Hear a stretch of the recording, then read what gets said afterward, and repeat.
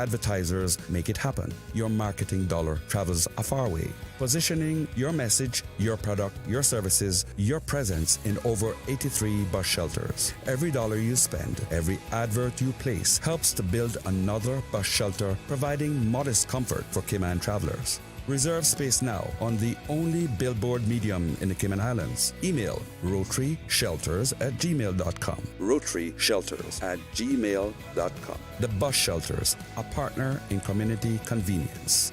Another inspiration program by Rotary Central Cayman Islands. Talk Today is brought to you by Subway, open 24 hours in Countryside, Anderson Square in Georgetown, and Centennial Towers in West Bay. And by the Ministry of District Administration. Explore your history, explore your land, explore your sister islands. And Cayman Airways. Call them on 949-2311 to book your nonstop flights to Los Angeles and Panama. And Doctors Hospital. Peace of mind is important when life happens. Doctors Hospital, always there for you. Call 949-6066. Talk Today also brought to you with kind compliments of Mike's Builders. But I do have some questions. There are more questions than answers. Cayman Islands' foremost listeners participation program. Talk Today. What's on your mind, Cayman? If you're ready to talk, we are ready to listen. Discussing current events and local news, community spotlights, hot topics, listener stories, cultural and historical discussions, environmental issues, fun and lighthearted topics, guest interviews. Cayman, basically anything you want to talk about, we are ready to listen. Here's your guest host, Charles Glidden. Good afternoon, Cayman. Coming up on Talk Today, we'll hear about choosing a nursing career right here in Cayman. The Ministers Association stands on the question of decriminalizing ganja and the National Lottery, and CPR Cayman's position on building cruise berthing infrastructure. All that's next on Talk Today. Stay with me. Talk Today is reminding you to avoid any statements or comments which are abusive, derogatory, malicious, or defamatory. Do not use indecent language or make any statement that is false or misleading. Call 1-800-534-8255, 949-6990, 949-8037, or WhatsApp us on 925-3261. And now, back to Talk Today. Yes, welcome back. And in this first segment, we're going to be talking about choosing a nursing career.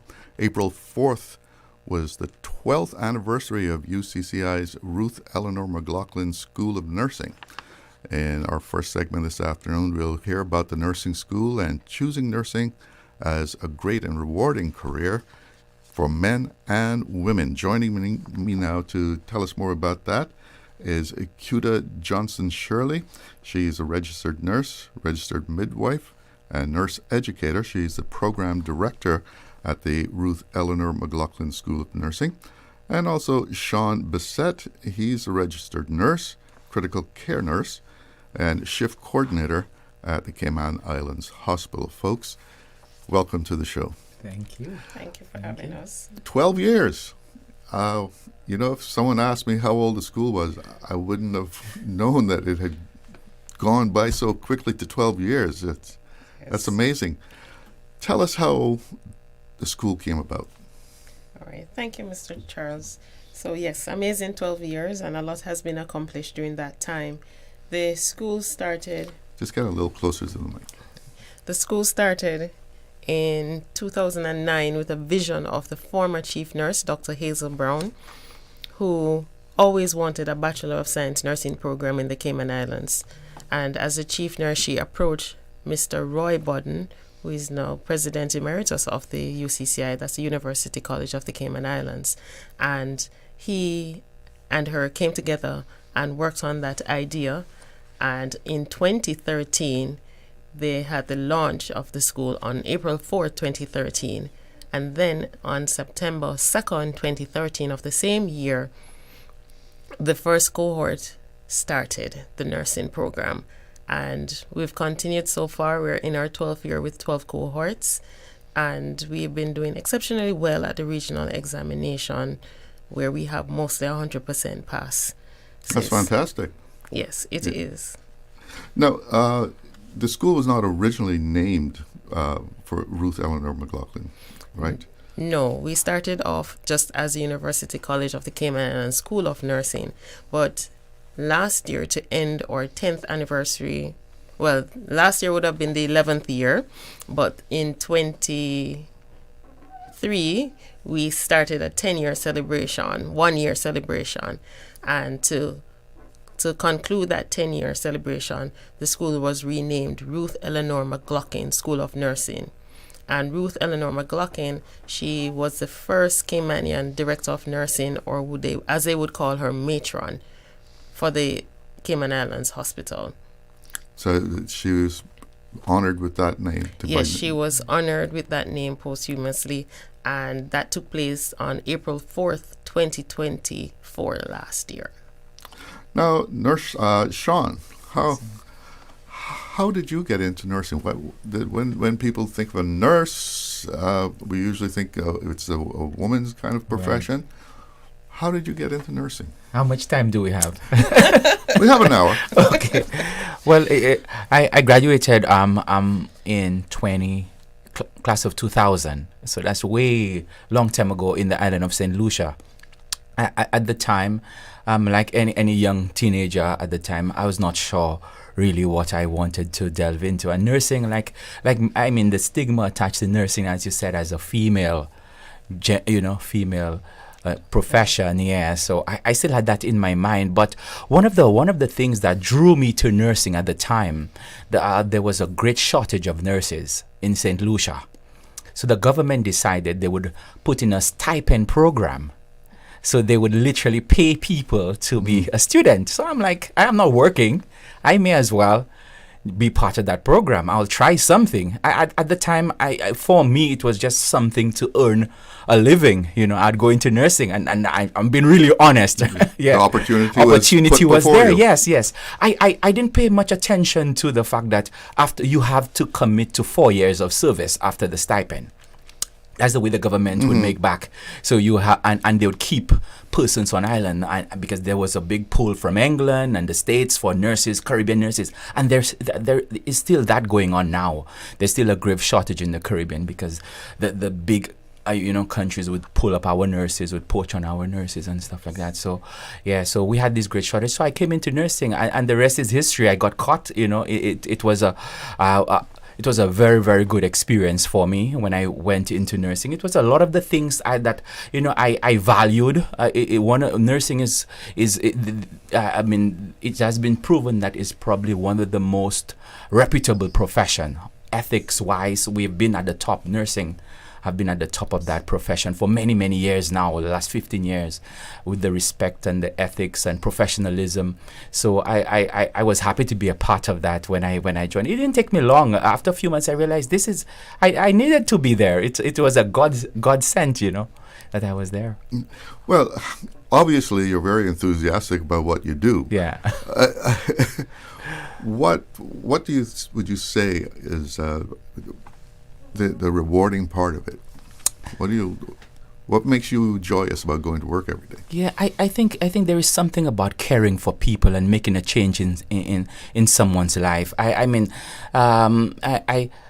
a Christian as well, and coming from that background, you want to know that you're contributing to people's wellness, health, and healing.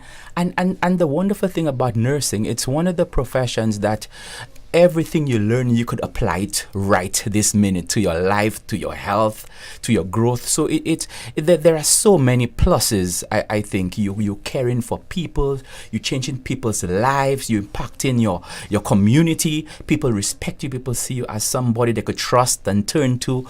So it definitely has so many rewards for the community. So I challenge anyone that, if you're not sure what you want to do, become a nurse.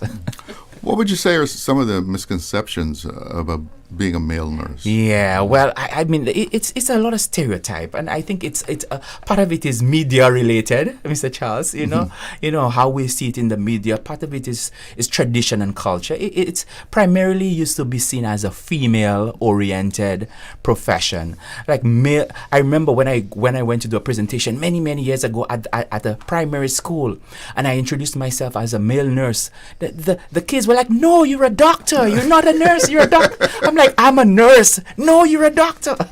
I had to remind them and tell them, no, there are male nurses. They have that image stuck in their mind. And many people still have a gender related to it. But I think that there is that stereotype that men are not as compassionate or as caring as females are. And that's basically unfounded. I mean, men are as caring or I mean, there's no discrepancy in the level of empathy with men and women. I think it's just how we were, cultured and in our minds. But men, it's especially in this day and age, the same argument you could use for men not going into nursing, you could use it for women not being chosen in power roles. So you can't really, I mean, in this age, justify why a man can't be a nurse or anything else. There are no gender roles per se.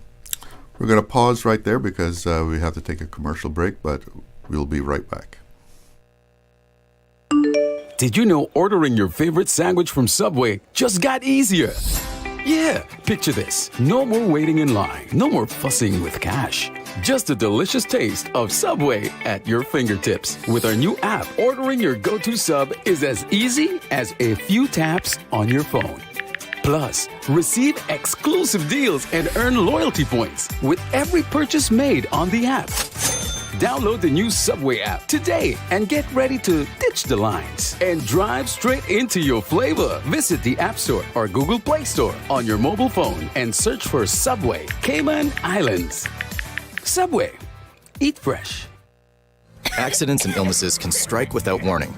Ouch! When it comes to urgent care, every second counts. At Doctors Hospital, we have a dedicated team of experienced doctors and nursing staff available to you 24 hours a day, 7 days a week. Don't waste time in an overcrowded emergency room when you need urgent care. Whether it's a broken bone, a severe infection, or a sudden illness, trust in Doctors Hospital's unwavering dedication to providing the best immediate care. For complete urgent care when you need it the most, choose Doctors Hospital, located in Georgetown, 16 Middle Road. Stay cyber secure with Cayman National. Here are a few tips that will benefit you. Ensure to log out completely when you finish any online banking activities. Be aware of phishing attempts and only click links from trusted sources that are sent from your device through emails and messages. Remember, Cayman National will never ask you for your credentials.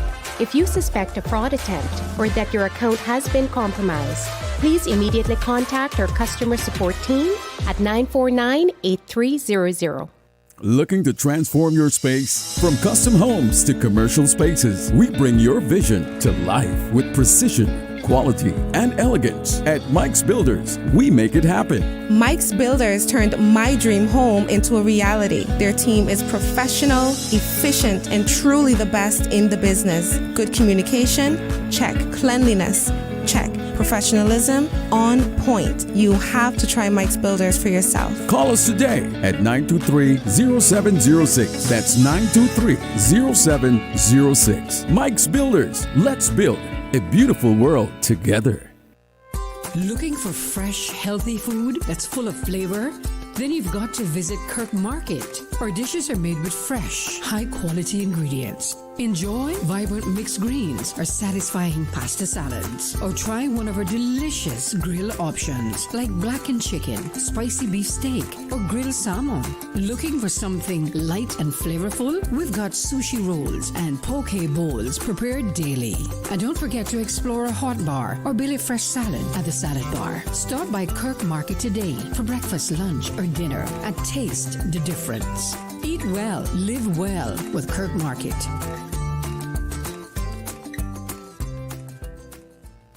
The best foundation you can wear is glowing, healthy skin. The offices of dermatologist Dr. Wayne Porter specialize in enhancing your skin's well-being. Whether you're seeking advanced skin care, including any skin cancers, Botox, filler, cosmetic skin enhancements, or simply looking to reduce wrinkles, Dr. Porter offers a full-service dermatology and dermatological surgery practice. For more information, email drporterkman@gmail.com or call 946-9020. That is 946-9020.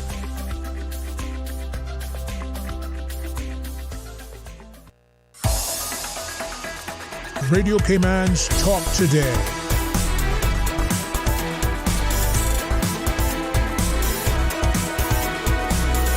What is on your mind, Cayman? Welcome back to Talk Today, and we're learning about how people can prepare themselves for a nursing career right here in Cayman at UCCI's Ruth Eleanor McLaughlin School of Nursing. Now, how many students have passed through the school so far? So far, we have 54 graduates in total, and then out of the 54, we only have 3 males, and we have 2 in the program now. So, again, mostly females, and we want to encourage the men to join.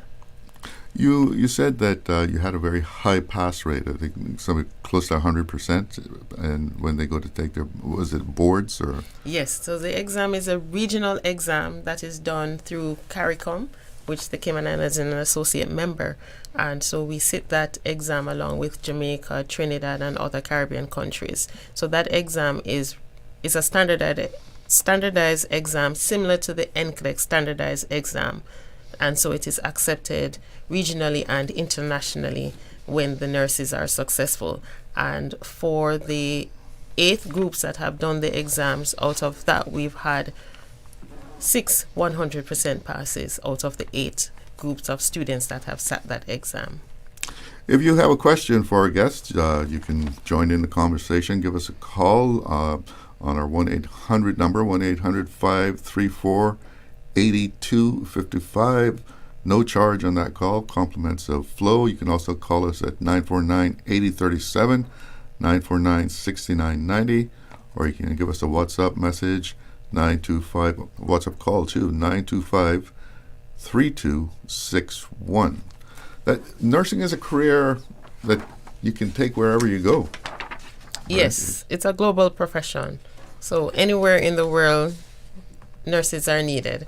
And given the shortage globally, nurses are needed. Now, I'm sure that there are times in the hospital, on the ward, in critical care, wherever, where it's a good thing that you have a male nurse there.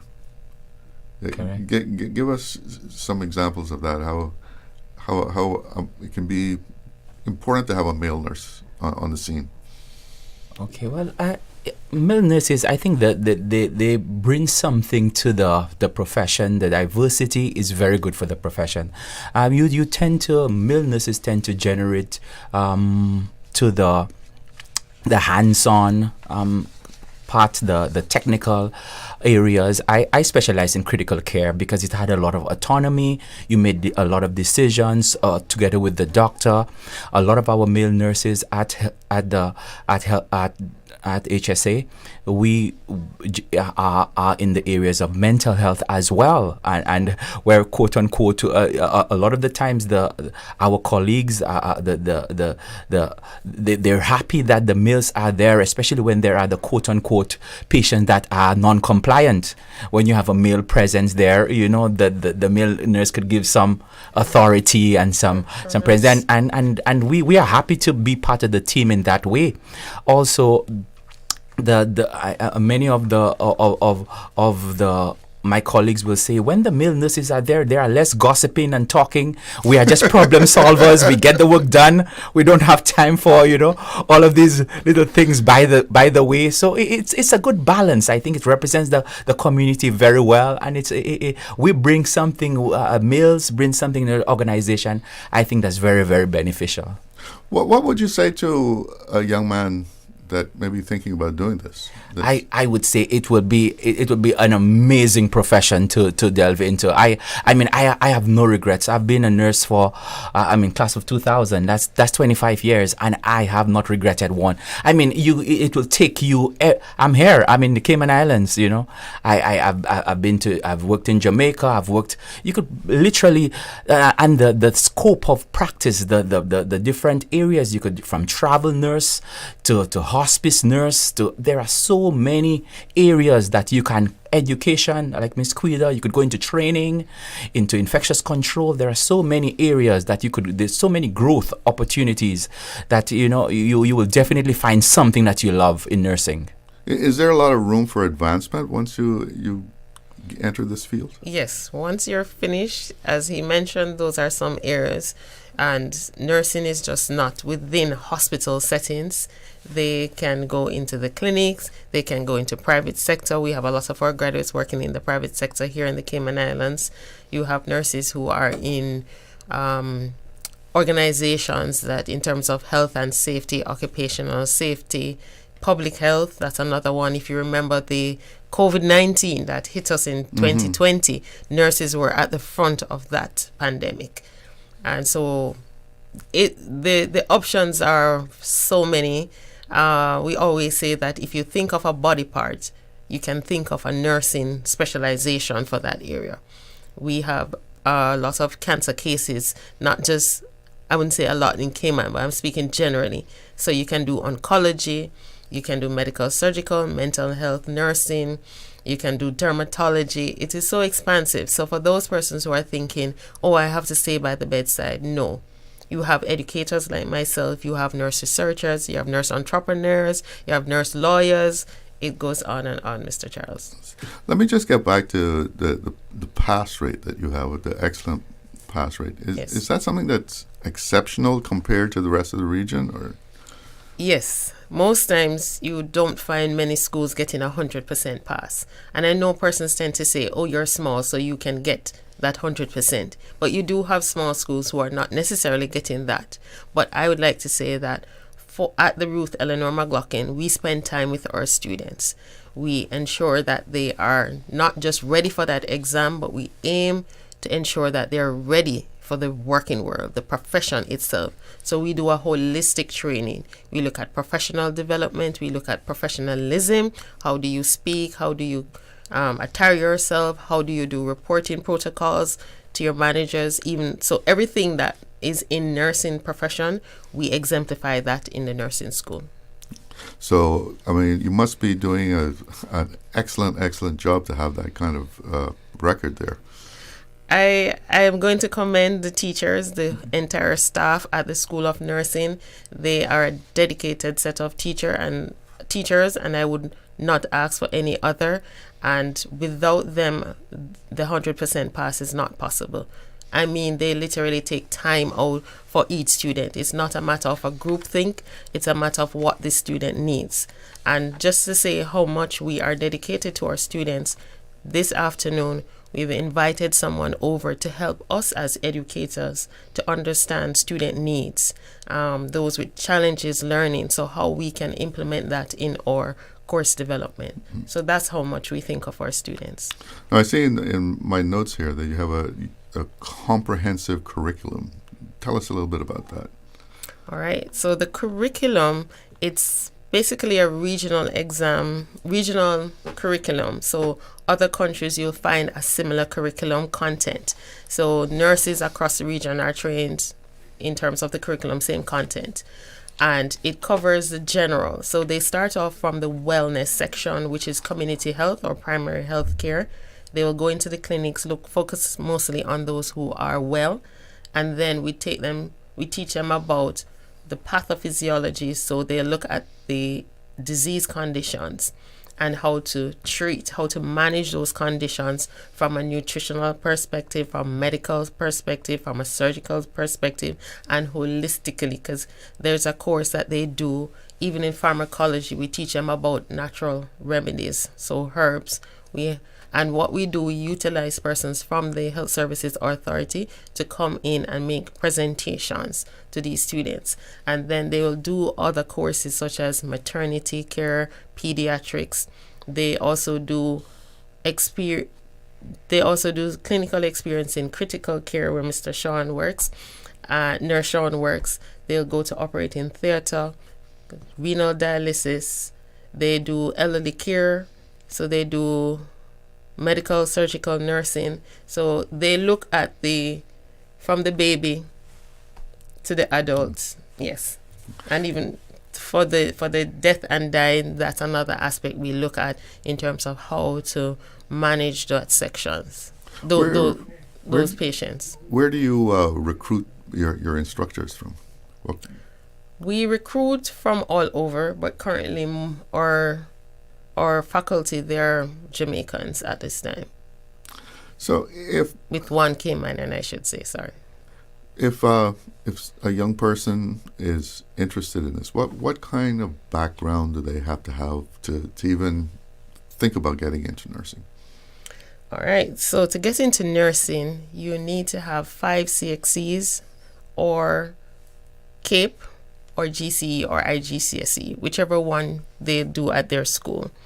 The 5 CXCs include math, mathematics, English language, biology, or human and social biology. So those are the 3 compulsory subjects. Outside of that, any other 2 such as principles of accounts, business, social studies, geography, food and nutrition, information technology, computer science, the languages, there are a lot that they can get from the other 2. But the compulsory 3 they must have, and then the other 2. We're going to have to hold up right there so we can take this break. Don't go away. We'll be right back. Easter vacation is just around the corner, and Cayman Airways has added multiple extra flights to some of your favorite destinations, some of mine too. Look here, they got seats available now for booking on extra Easter flights between Grand Cayman and Kingston, La Ceiba, Miami, Cayman Brac, Little Cayman, and you can even catch a non-stop flight to Montego Bay for Easter. Check it out. You can visit CaymanAirways.com, contact a local travel agent, or call Cayman Airways Reservations on 949-2311. And don't wait too long though, because these extra Easter seats always sell fast. Be sure to add your Sir Turtle Rewards number to your booking so you can earn more miles for more free trips this year. Well, I know where I'm going. I'll see you on board our uniquely Caymanian airline for Easter. Stay cyber secure with Cayman National. Here are a few tips that will benefit you. Ensure to log out completely when you finish any online banking activities. Be aware of phishing attempts and only click links from trusted sources that are sent from your device through emails and messages. Remember, Cayman National will never ask you for your credentials. If you suspect a fraud attempt or that your account has been compromised, please immediately contact our customer support team at 949-8300. Now, more than ever, supporting your immune system is crucial to helping your body fight off illnesses like the common cold, the flu, and COVID-19. At Valley Med Pharmacy on Walkers Road and in Buttontown, we carry all the essential vitamins and minerals to help support your immune system and improve your overall health. Some of our top immunity support picks are vitamin C, vitamin D, zinc, elderberry, and quercetin, or the popular 7-in-1 immunity support. Our pharmacists are always on hand to help guide you and answer any questions. Visit Valley Med Pharmacy on Walkers Road or Buttontown. Live happy, live healthy with Valley Med Pharmacy. Wouldn't it have been grand if you had purchased land 30 years ago? It may not be 2020, but a perfect vision has never been more clear. Cayman Brac and Little Cayman, poised for growth with an eye on the future. Your land, your history, your future. Discover all that our sister islands have to offer. The Water Authority invites its Cayman Brac customers to join the celebration. The Authority's distribution network has now reached Spot Bay. To mark this milestone, the Authority will host a special customer event on Wednesday, the 9th of April, at the entrance of Long Beach from 3:30 p.m. to 5 p.m. Attendees can register for pipe water service and enter to win one of 3 Water Authority gift certificates valued at $500, $250, and $100. Join us to celebrate this achievement for Cayman Brac. Looking to transform your space? From custom homes to commercial spaces, we bring your vision to life with precision, quality, and elegance. At Mike's Builders, we make it happen. Mike's Builders turned my dream home into a reality. Their team is professional, efficient, and truly the best in the business. Good communication? Check. Cleanliness? Check. Professionalism? On point. You have to try Mike's Builders for yourself. Call us today at 923-0706. That's 923-0706. Mike's Builders. Let's build a beautiful world together.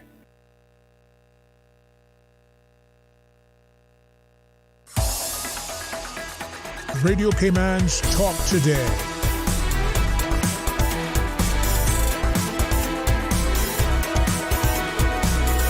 What is on your mind, Cayman?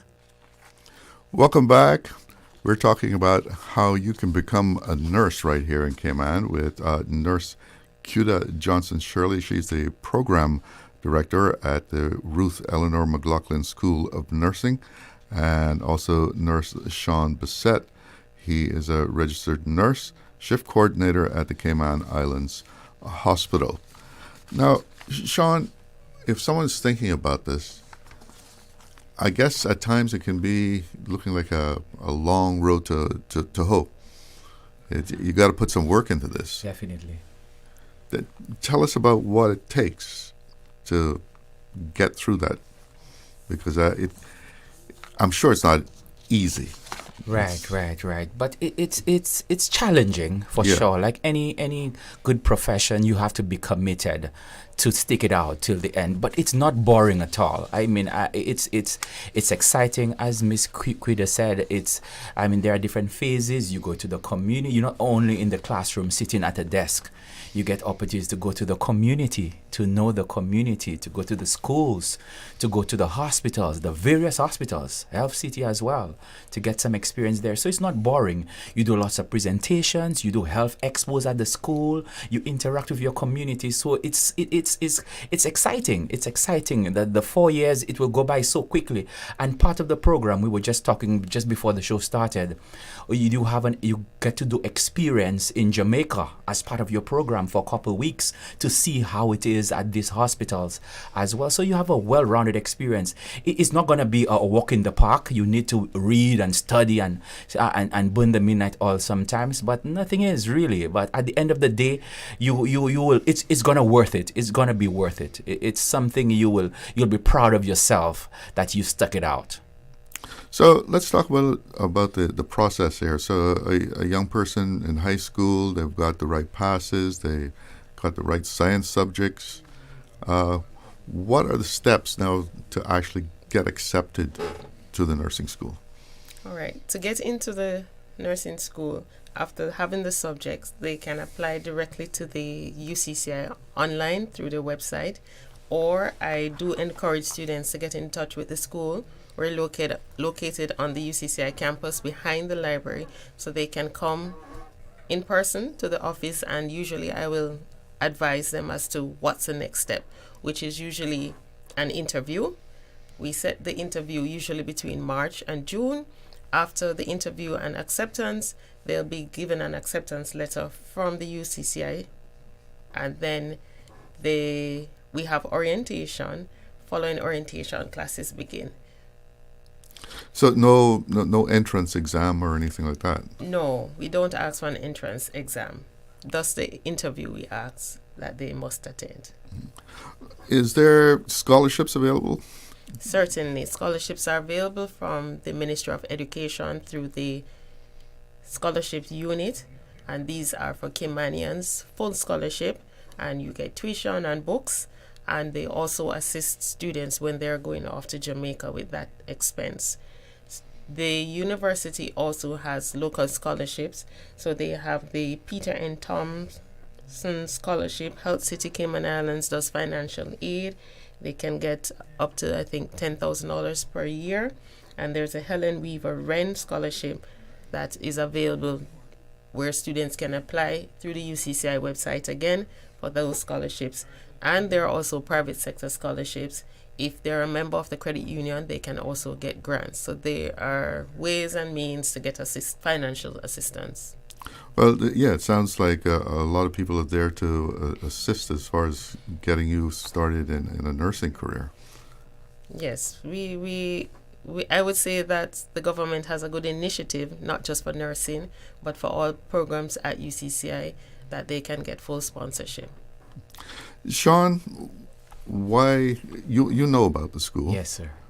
Why should a local person choose this school instead of going off someplace to learn nursing? Well, that's a very good question, and I could tell you firsthand that the end result, what they produce, speaks for itself. Just to mention, one of my colleagues, she's a product of the university. And she's, the best of the best. So we the medical ward, the surgical ward, the caliber of nurses that have come out from the university, they outstanding, would not do them justice. They are running the units now. They are running the medical unit. They are running the surgical unit. And this is a product of the university.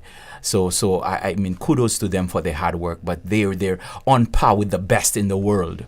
They put in a lot of work. And I know you want to see more male students going in here. Yes. Give some advice to young men. Yeah, I think, especially now, I think it's an age where we should not be embarrassed to try new things and to be, innovative. And if that's your desire to help to impact your community, give it a try. I think you won't regret it. As a young man, you won't regret it. I came with tunnel vision when I entered, but I have not regretted. It's very, very, there will definitely be something to grab your attention, and you will grow through the process. I think I would encourage more young men to definitely go into nursing, and it represents the community well. There are so many times when you being on the unit and patients will gravitate to the male staff in a way that they can't with the female staff as well, for many reasons, cultural and otherwise. I think the diversity represents our community very well. HSA, I tell you, is amazing when it comes to that. It says something that you have a hospital that represents your community. So when you go, you see someone like you. You see someone that speaks like you, that look like you, that understand. You can relate. You could relate to that. You could relate to that. And the notion that and I want to dispel that for those listening, the notion that men are not empathetic or caring, that's rubbish. That's rubbish. Because some of the best nurses are male nurses that I know. And you have a profession.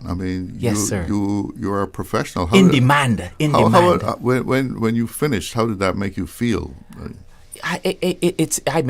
Words cannot express. You recognize, you respected. It's a respected profession. Because you're in the whole continuum of life, as Miss Quida said. Nurses are there from birth to the whole continuum. So you respected as a male nurse, and in Cayman Islands, it's embraced. That there's no. I haven't gotten any stigma per se at work when it comes to male nurses. Male nurses are represented on every unit at HSA. How many male nurses do you have at HSA? I could say off my head more than 30. Yeah, there are in the accident and emergency unit. As soon as you arrive there, many or probably half the staff there are male nurses. Critical care, where I used to work for many, many years. I'm now in supervision work management. Many of the nurses, about half the staff there are male nurses, very, very competent, very didactic, very skilled nurses, because we deal a lot with a lot of machines there as well. So very, very high functioning. In dialysis unit, lots of nurses, the renal unit. In the operating theater, a lot of our nurses gravitate, a lot of our male nurses gravitate in management as well. A lot of our nurses gravitate to that area. Mental health is a big area as well, and we know the stigma attached to mental health, and having male nurses there as well. That's so. There are so many areas that there is a need for male nurses. And I'm sure there are more at the other two hospitals. Correct. There you go. For sure. So we're coming down to the end of our segment here. Let's go over one more time how students can make contact and initiate this career. All right. So students, persons who are interested can get in touch with their school through the email REM, which stands for Ruth Eleanor McLaughlin. So it's REM School of Nursing at ucci.edu.ky, or they can contact the admissions department at admissions@ucci.edu.ky, or they can come in person to the School of Nursing on campus, and we'll give them the information that they require. Folks, thank you so much for joining us this afternoon here and Talk Today. And nursing, it is a very rewarding career. It is. Well, it's almost news time, but coming up right after the news, we're going to be hearing from the Ministers Association about the two questions on the referendum, the legalization or decriminalization of ganja, and the national lottery. It's 2 o'clock, or rather 1 o'clock, and it's news time. From Radio Cayman's newsroom, this is Headlines. Local, regional, international news. The Headline News is brought to you by Kirk Market and Health Services Authority. Good news for the Cayman Turtle Center. A $2.56 million project is in the works to overhaul its saltwater system. The new inland pump station will deliver a consistent water supply, boosting efficiency and safeguarding turtles during severe weather. Completion is expected by the end of next year. In regional news, the French-based MSF says following the target attack on its convoy earlier in March, it has had to take the difficult decision to withdraw its services from 2 areas in Haiti for a period of 3 months. In a statement, MSF said the attack on the convoy traveling between its Turgot Emergency Center and Carrefour Trauma Hospital, as well as the deteriorating security situation in the capital, led it to make the decision. To the Bahamas now, Prime Minister Philip Davis says his government is committed to tackling the long-standing challenges in the energy sector with comprehensive, innovative solutions. Speaking at the Eco Energy Bahamas microgrid signing ceremony, the Prime Minister said that the partnership represents a fundamental shift in how communities receive power by embracing the abundant sunshine that has always defined the Bahamian way of life. Those are your headlines. I'm April Cummings. Radio Cayman. More news available at www.radiocayman.gov.ky. Check out our social media pages: Facebook, YouTube, X, formerly Twitter, Radio Cayman Headline News.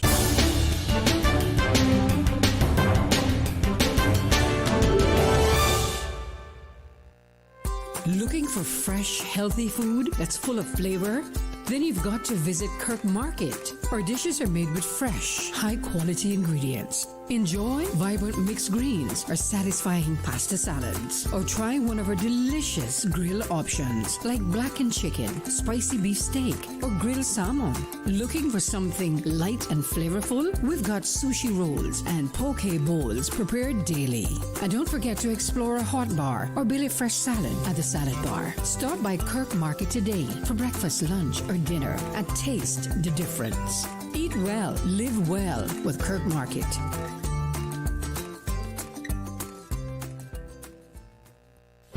Do you have a healthcare question but not sure who to ask?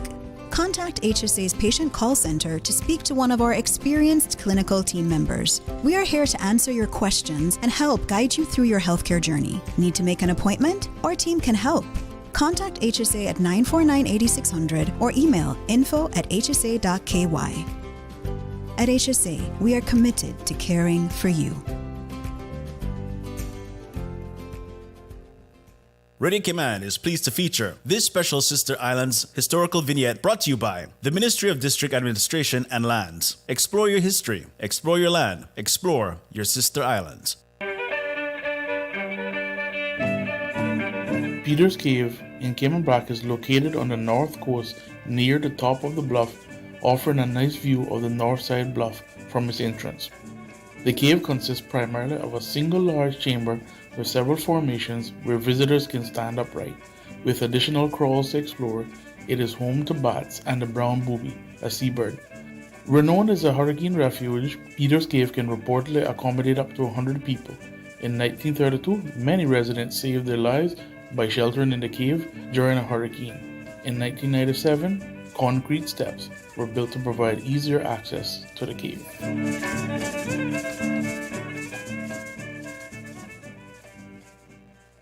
Radio Cayman is pleased to feature this special Sister Islands historical vignette brought to you by the Ministry of District Administration and Lands. Explore your history, explore your land, explore your Sister Islands.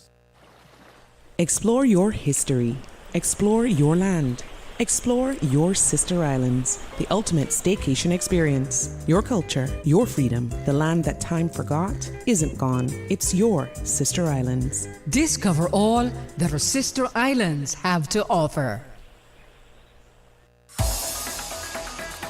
Radio Cayman's Talk Today.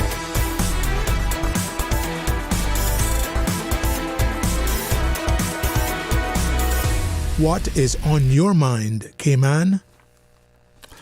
Welcome back. If you want to be a part of the conversation this afternoon, you can give us a call. The telephone numbers, the free call is the 1-800-534-8255. That's compliments of Flow. You can also reach us at 949-8037, 949-6990, or WhatsApp 925-3261. Now, two questions that will be put to Cayman's voters in the upcoming referendum are: do you support the decriminalization of consumption and possession of small amounts of cannabis? And do you support the introduction of a national lottery in the islands?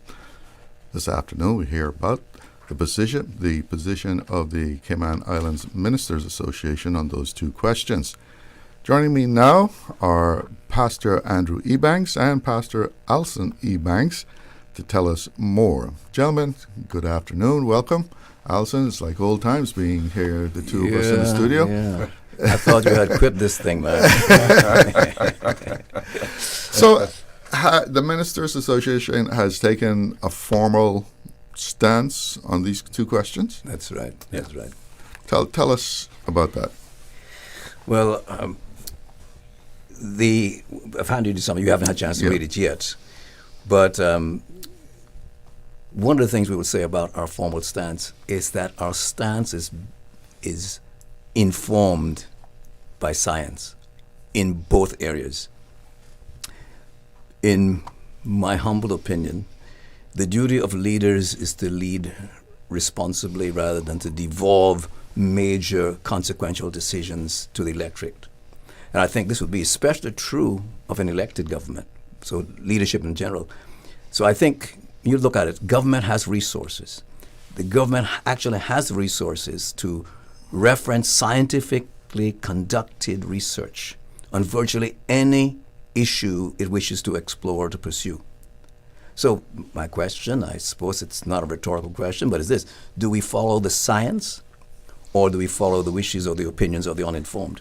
Because one of the critiques that I have, the personal critique, it may be shared with my fellow clergy, is this: that we're trying to tell our children, go to school, get an education, pay attention to the sciences and those formal educational things, and then we go ahead and do things as if our opinion, because we are elected officials, has more weight than science. So what we'll be sharing with you is not just something we came up with because we happen to have some sort of as a matter of principle, yes, a moral stand, yes, but it's informed. It's not just let people decide for themselves, because I don't think that's very responsible.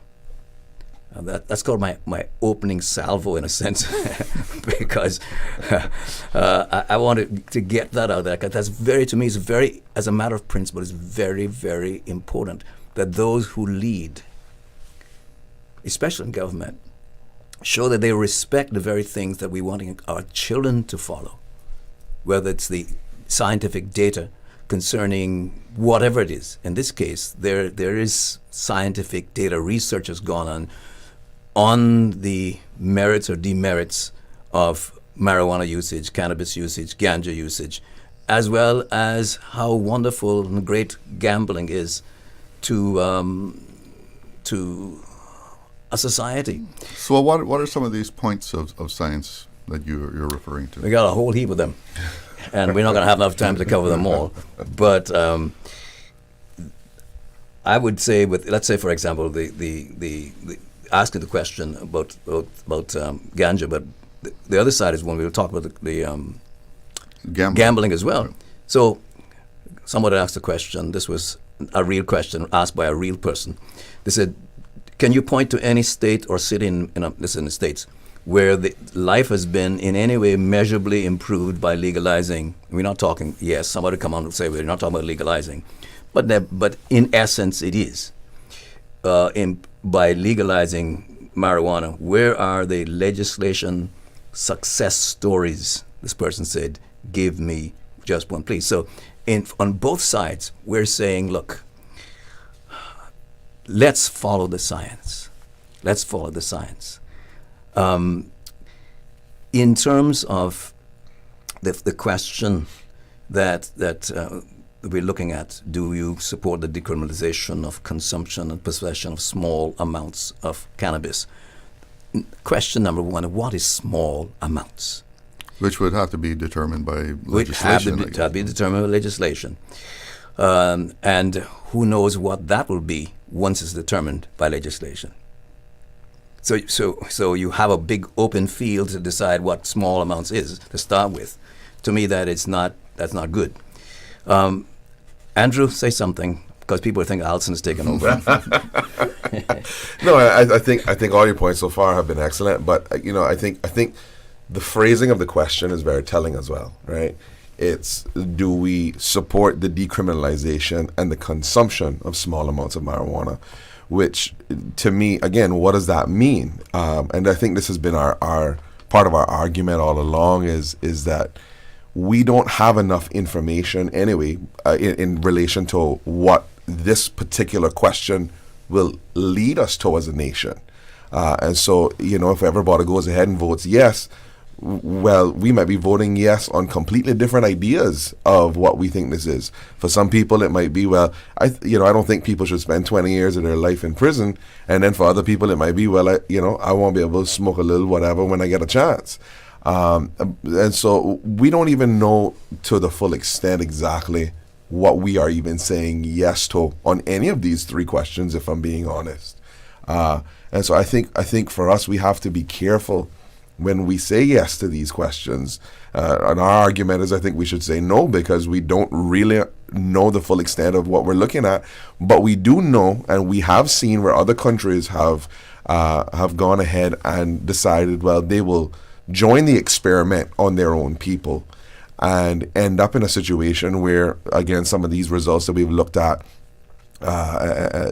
is showing us that it has negatively impacted the nation. One of the things we know for both gambling and for cannabis, marijuana, ganja, whatever you want to call it, is that it negatively impacts disproportionately the poorer communities of the nations where these things are legal or where they're decriminalized.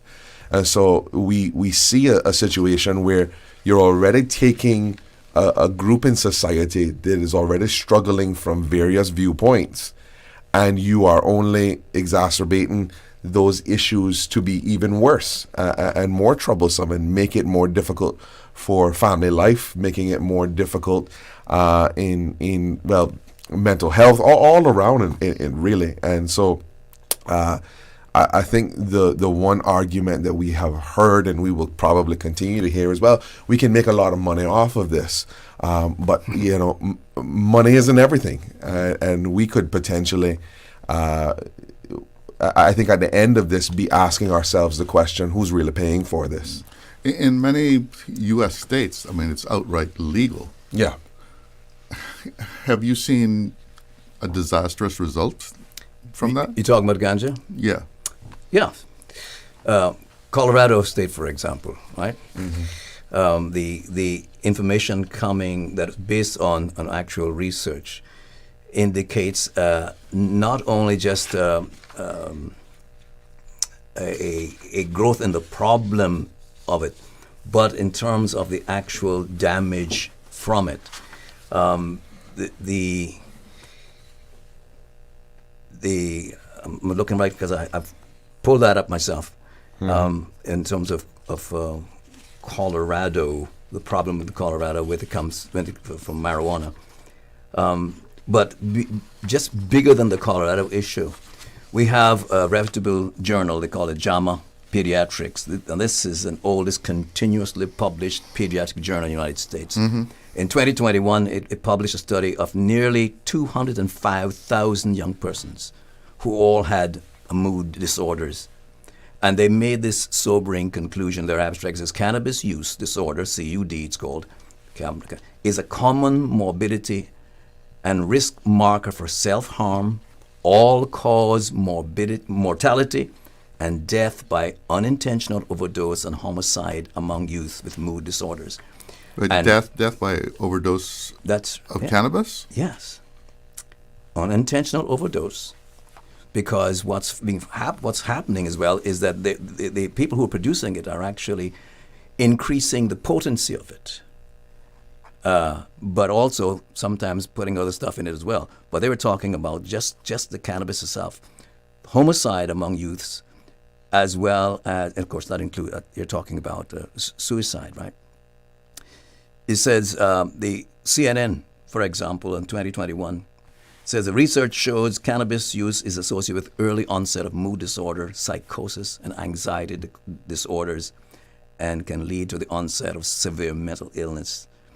Is this particularly young people or overall? This was particular for young, and one of the reasons for that is because we know physiologically that the human brain doesn't finish developing. There's somewhere in the mid 20s.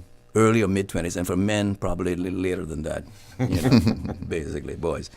So the CNN is saying that experts say that the number will grow due to the rise in the potency of the varieties of the weeds, right?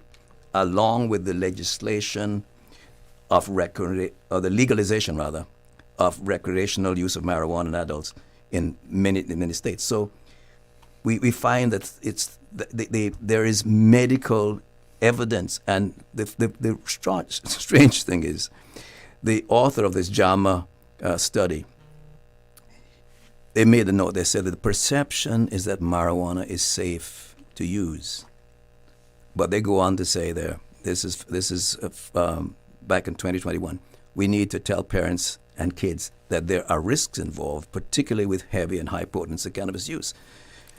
But wouldn't the legislation set an age limit just as it does for alcohol? And how has that proven to be helpful? Yeah. Has that stopped kids from using? That's precedent. Yeah, but I mean, people stopped smoking because they found out the dangers of cigarettes. Have they stopped? Have young people stopped illegally buying and using alcohol because it is illegal? We know right now that people are using. I was at a funeral just a few weeks ago, and before one young person who was one of the pallbearers could cross the street and help carry the casket, they had to go and take a spliff. They went and got high in order to carry the casket. Apparently, whatever the case was, they needed it. They needed it. That's addiction, right? They needed it. Well, and there's also the element of that. We can legislate things, but it doesn't stop people. So, like, to the point, we still have young people who get access to cigarettes, even though that they're underage. We still have people that have access to alcohol, even though they're underage. And everybody who currently has access to marijuana in the country has access to it illegally. And we know that we have an epidemic on our hands with young people. We see it all the time, where the schools have issues with behavioral issues and stuff because we have young people who are in our schools who are smoking it. Or lacing brownies and cookies with it and giving it to other kids who end up in hospital. I know this for a fact. Yeah.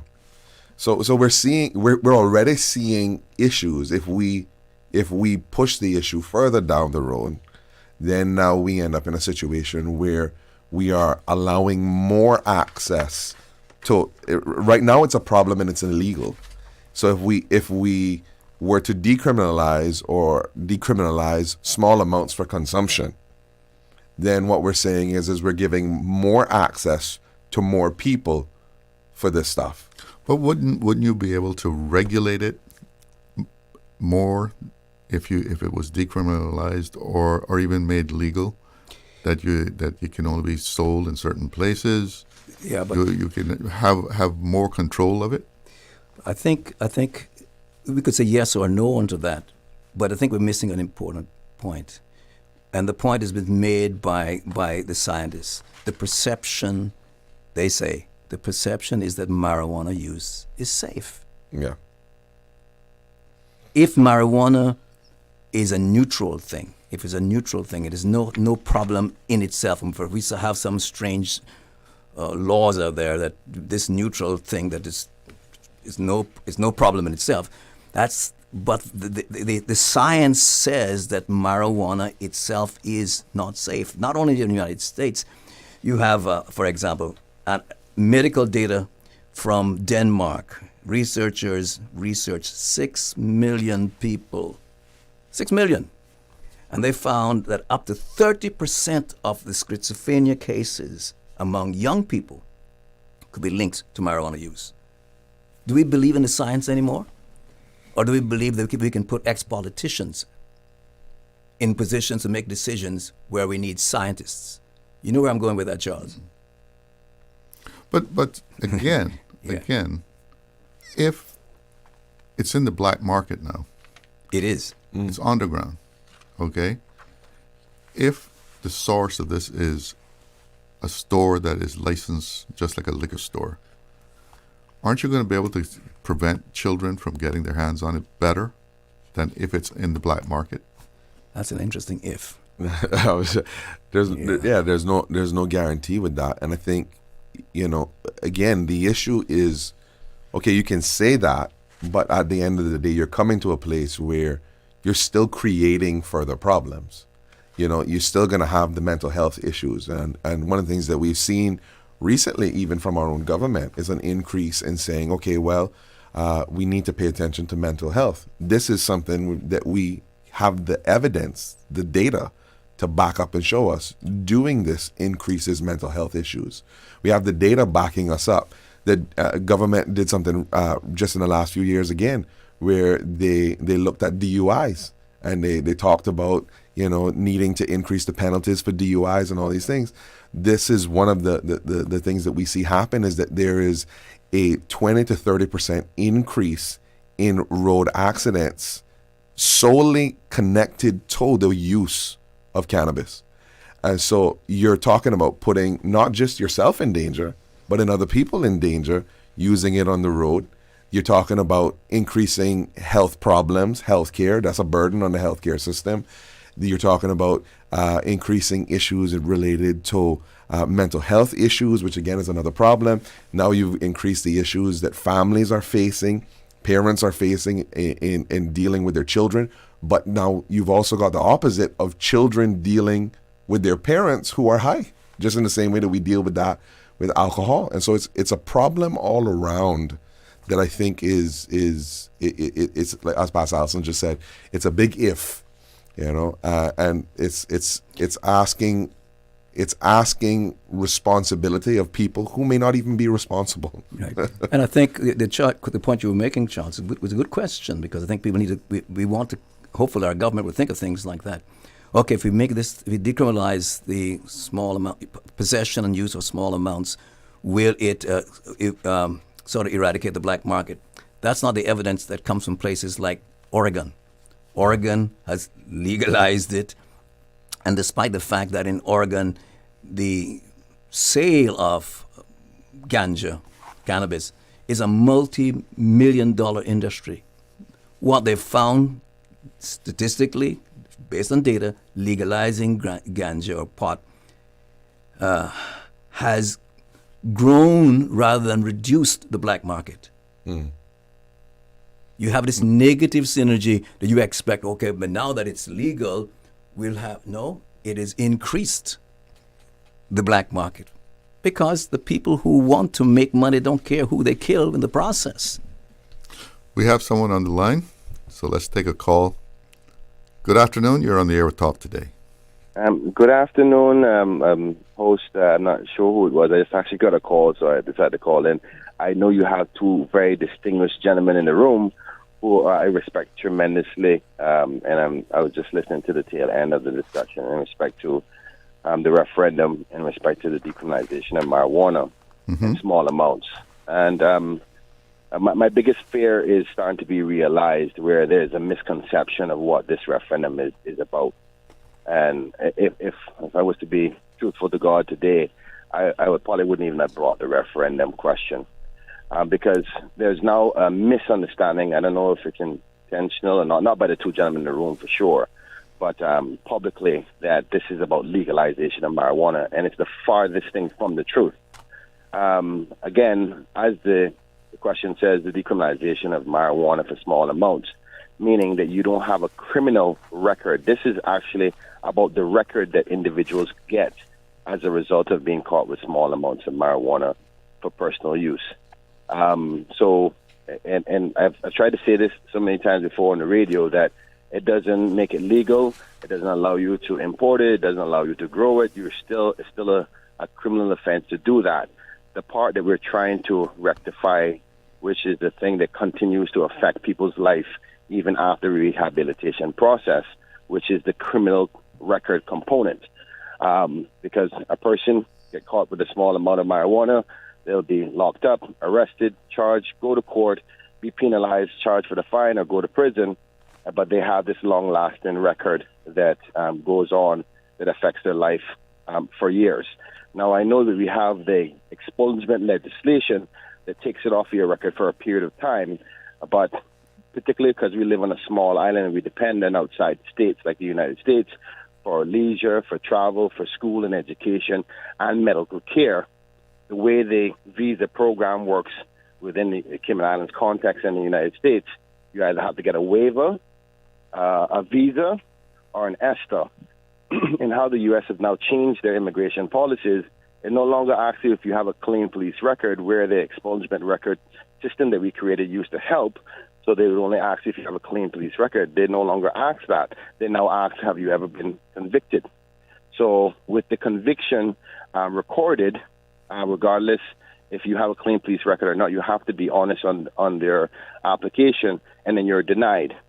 So in cases of emergencies, even if you have a clean police record, let's say, for instance, you got caught with a small amount of marijuana some 20 years ago, your record is clear, the expungement law helped you locally, but now when you go in for the application, you have to answer honestly, because if you're caught lying on an immigration application to the United States, you're blacklisted forever. You never get another chance. So the hope and intent here is for small amounts, the decriminalization, so it does not continue to affect.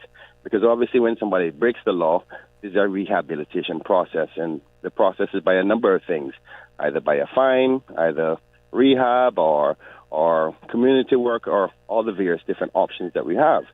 And I think that there's a misconception that the government or the parliamentary members who all supported it, and I would say every single member in parliament supported this on the basis of the long-lasting effects on people who make minor mistakes. And now we're not talking about a person who is, caught with 10 pounds of marijuana, who is obviously doing an illegal activity of trying to sell it and push this thing. But the fact that there's so many people, unfortunately, consuming it and consuming it for personal amounts, you can have a long-lasting effect, which I don't think any of us want it to forever be a mistake on somebody's life. So I just hope that my communication and the government's communication is one that is clear enough to make sure that it's not saying that we're promoting the use of marijuana. You will still be locked up. You'll still be charged. You'll still be fined. But we're trying to make sure to do that the record that you get at the end of it doesn't continue to affect you all through your life and stop you from having going to Florida, or your kids going away to school, or God forbid you have emergency that you need to have medical care in the United States and you can't go to save your life because of this record. So it's only for a small amount. So this if you're charged, if a police finds you in possession of a whatever that small amount is going to be defined as. This is going to be more like a speeding ticket. Yes, basically, that's exactly the equivalent of what it's supposed to be. It's like a traffic ticket. So it's still a crime. It's still illegal, but it's not criminal. There's a difference. So right now it's illegal to speed, but you don't get a criminal record. You get a traffic record. So it's not a traffic offense. So we can't say you're going to get a traffic ticket. I think they're going to have to start to create their own category of offenses that are not considered criminal, but they're still illegal. So, but you leave that to the legal department, drafting department, how they would categorize the law. What we're trying to do is find out from the people if they're okay with us decriminalizing it based on the negative effects it will have long-lasting for the country. And trust me, gentlemen, I am not a promoter of marijuana use in any capacity. What I'm trying to do is not make sure that people, if they make that mistake, it doesn't haunt them for the rest of their life. You know, but Mr. I know who you are. I guess I'm not allowed to call people's names. Well, you know who I am. Identified himself when he said, "Okay, you brought did it." Okay, I'm an old man and I have a short memory. So, what I would say is this: here is what I want us to think about.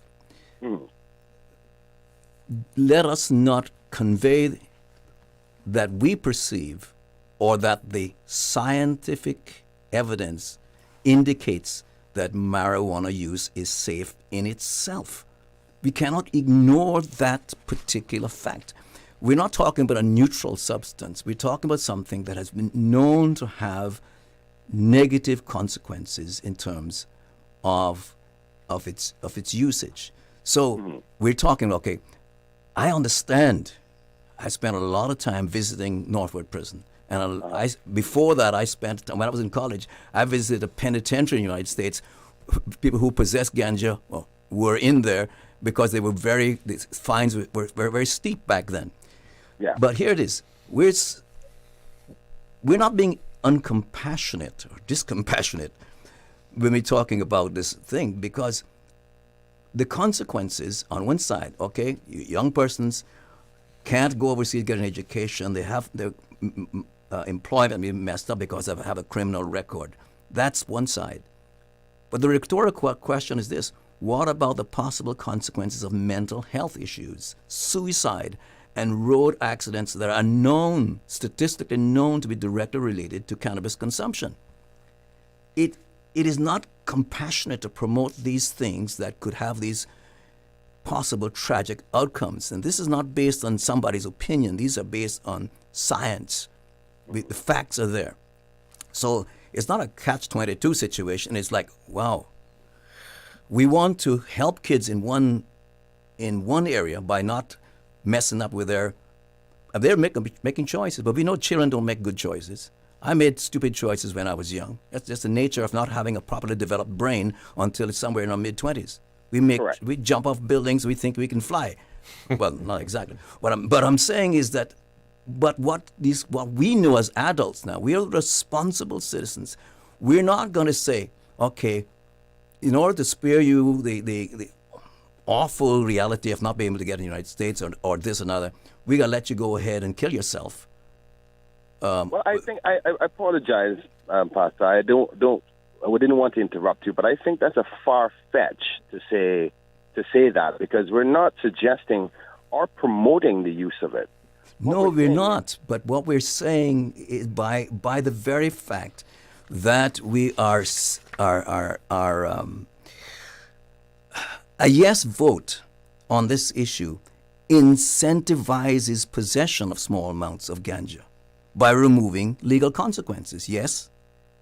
No, it's not removing. I'm gonna have to jump in here because I'm almost 3 minutes over the segment. So let's take a break. If you want to hang on, I guess we could continue. I would love to, because I think it's important for the country. Let's just take this break and we'll come right back. Did you know Doctors Hospital provides urgent care services 24 hours a day, 7 days a week. And Doctors Hospital's urgent care physicians have access to the most advanced MRI and CT imaging in the Caribbean, providing reliable diagnostics when you need it most. When you need quality urgent care for an illness or injury, Doctors Hospital is here for you 24/7. Whether it's a migraine, chest or abdominal pain, shortness of breath, broken bones, or another urgent need, Doctors Hospital at the top of Walker's Road. Urgent care right now. Easter vacation is just around the corner, and Cayman Airways has added multiple extra flights to some of your favorite destinations, some of mine too. Look here, they got seats available now for booking on extra Easter flights between Grand Cayman and Kingston, La Ceiba, Miami, Cayman Brac, Little Cayman, and you can even catch a non-stop flight to Montego Bay for Easter. Check it out. You can visit CaymanAirways.com, contact a local travel agent, or call Cayman Airways Reservations on 949-2311. And don't wait too long though, because these extra Easter seats always sell fast. Be sure to add your Sir Turtle Rewards number to your booking so you can earn more miles for more free trips this year. Well, I know where I'm going. I'll see you on board a uniquely Caymanian airline for Easter. Stay cyber secure with Cayman National. Protect your computers and mobile devices with security software to defend against cyber attacks through viruses, malware, and other online threats. Be aware of unsecure Wi-Fi connections when in public. If you need to access your online banking or sensitive information on your mobile devices, try disabling the Wi-Fi and switching to data from your mobile network. If you suspect a fraud attempt, please contact our customer support team at 949-8300. Grieving a loss or feeling overwhelmed? Feeling a sense of disharmony in your family or in your life? Our grief counseling, family therapy, and mental health consultations offer compassionate support to help you heal and reconnect. Your peace, healing, and growth start here. The Institute for Essential Care is here for you. Call us today at 1-345-325-7556. Email us at therapy@caymanessentialcare.com. Visit us online at www.caymanessentialcare.com.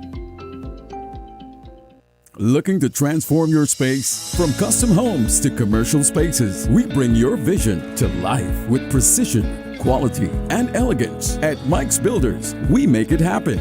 Mike's Builders turned my dream home into a reality. Their team is professional, efficient, and truly the best in the business. Good communication?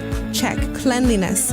Check. Professionalism? On point. You have to try Mike's Builders for yourself. Call us today at 923-0706. That's 923-0706. Mike's Builders. Let's build a beautiful world together. The Passport and Corporate Services Office is advising the public that it will close early on Friday, the 11th of April at 2 p.m. to facilitate a staff function. The office will resume normal business on Monday, the 14th of April at 9 a.m. For more information, contact 345-649-7678 or email passport, the &signed icon, corporate @gov.ky.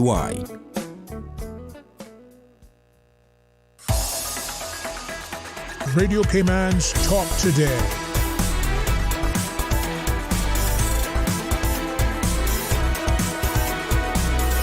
What is on your mind, Cayman?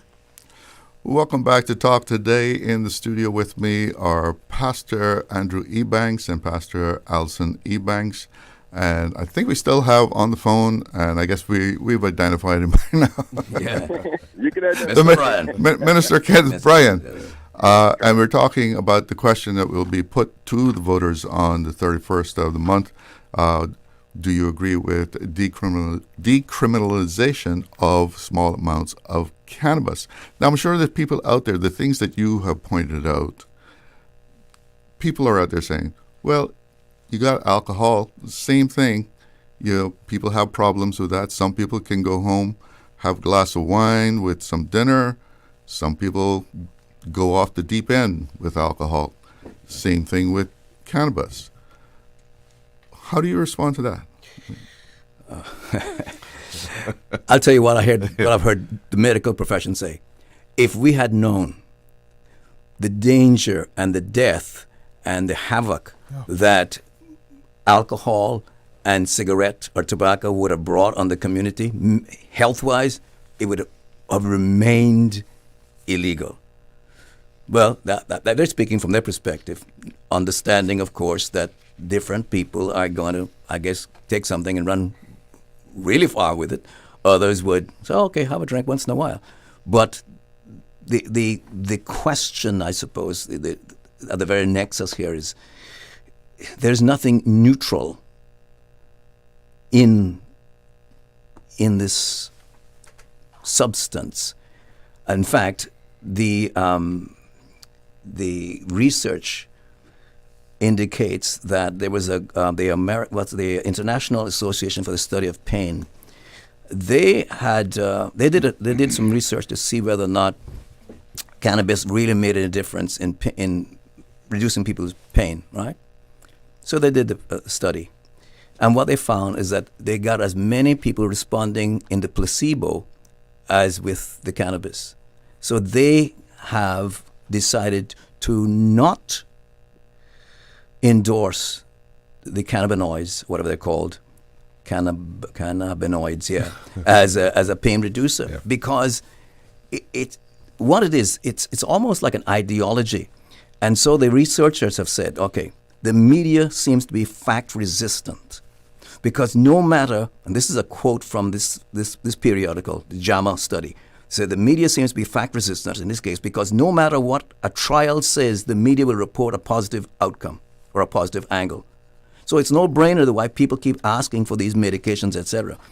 And back to Mr. Bryan's points, the compassionate view, which is I think he's espousing. You're caught in a hard place, because the other side of the compassionate view is, why do I want, on one hand, to say I don't want these kids to have a legal record, something against their record, can't go to university, but I allow them, in a sense, through decriminalizing the whole thing, to use it to their mental and physical and emotional and familial detriment. So it might seem at first glance to be a compassionate view, because I know people in those situations. Yeah, but there is a difference between what the question is asking and outright legalization. Right? Decriminalization of the possession of small amounts. So let me ask you a question then. Where are they going to get the drugs from? Unless you legalize producing and selling some ganja, unless you legalize the production of it, then what you're actually doing, by implication, a yes vote will incentivize the continued illegal growing and illegal importation of marijuana. Minister, you still there? I'm still here. I'm just trying to... Does that make sense? My mother doesn't beat me up to interrupt Mr. Pastor Allison, because I'll get in trouble for that. I totally disagree with that viewpoint, because it will continue to be illegal regardless of how we got into the country. We got to remember, we're not legalizing. It's decriminalizing a small amount. So regardless of how you got it, you grew it, you imported it, you stole it in, however, it's still an illegal act. But decriminalizing it is a different story. Now, I want to say this first before I go much further, because I don't want to get caught in contempt. I will respect, and I think everybody will respect the people's will. So if this is fundamentally something you disagree with, just say, vote no against it. And you will be respected in that viewpoint. But the truth of the matter is it's even further than the medical component. I'll give you an example. An American citizen came from California to work in the Cayman Islands in a state where it's decriminalized, has a clean police record, can get a job anywhere, right? But a Caymanian will have to have the disadvantage of getting a job because in his homeland, decriminalization isn't real. So he will have a police record and can't get a job opportunity. So it goes further than just access to medical care, life-saving medical care. And I thank Pastor Allison so much for recognizing the very difficult place this is in, because of course we don't want to make it perceived of any incentivization at all or promotion of marijuana consumption. That's not the case. We want everybody in this country to stop smoking weed. That's the simple facts. But God forbid that you happen to do that. We don't think it should be something that will ruin your life forever, because that's not actually the foundation of rehabilitation. Rehabilitation has to be to a point where you can get past it and it no longer affects your life. So if we're saying that this criminal record continues to affect your life forever, then what are we saying to the people? And I honestly, if I had taken political advice, I'd say, Kenneth, leave that one alone. But leaders face difficult things face on, and that's why I'm facing it, because I have too many of the young people, or not even young people anymore. They're in their mid-age and they're still facing it. I had a person who had to go to the United States and cannot go and potentially may die within a few months because they can't leave here to get the treatment that they need because of a criminal record of possession. So these are real-life stories, and I get it. I do not promote marijuana consumption, but we have to balance that with the realities that people do it, and I don't condone it, but should we ruin it forever? So I hear your point, and I agree with everything Pastor Allison said about what the science says, and people are not recognizing the science. They don't want to hear the truth of the science. But I don't know how to get past this.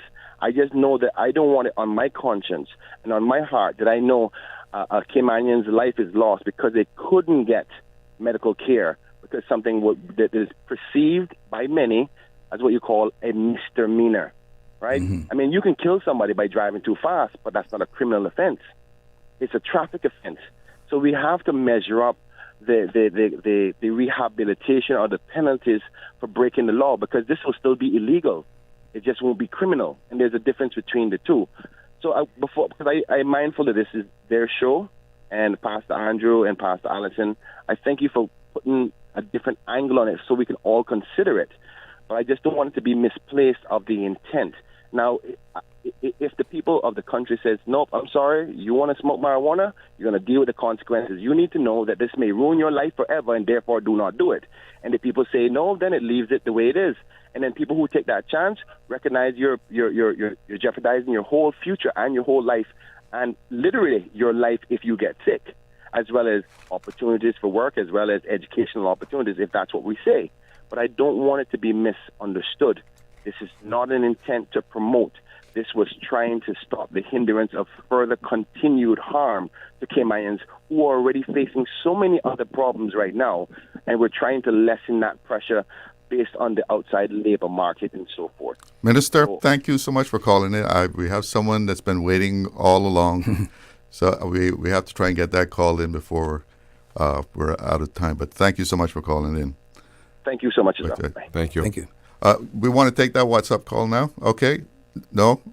Let's go to a break. We'll come right back. And WhatsApp, hang in there. We're coming back to you.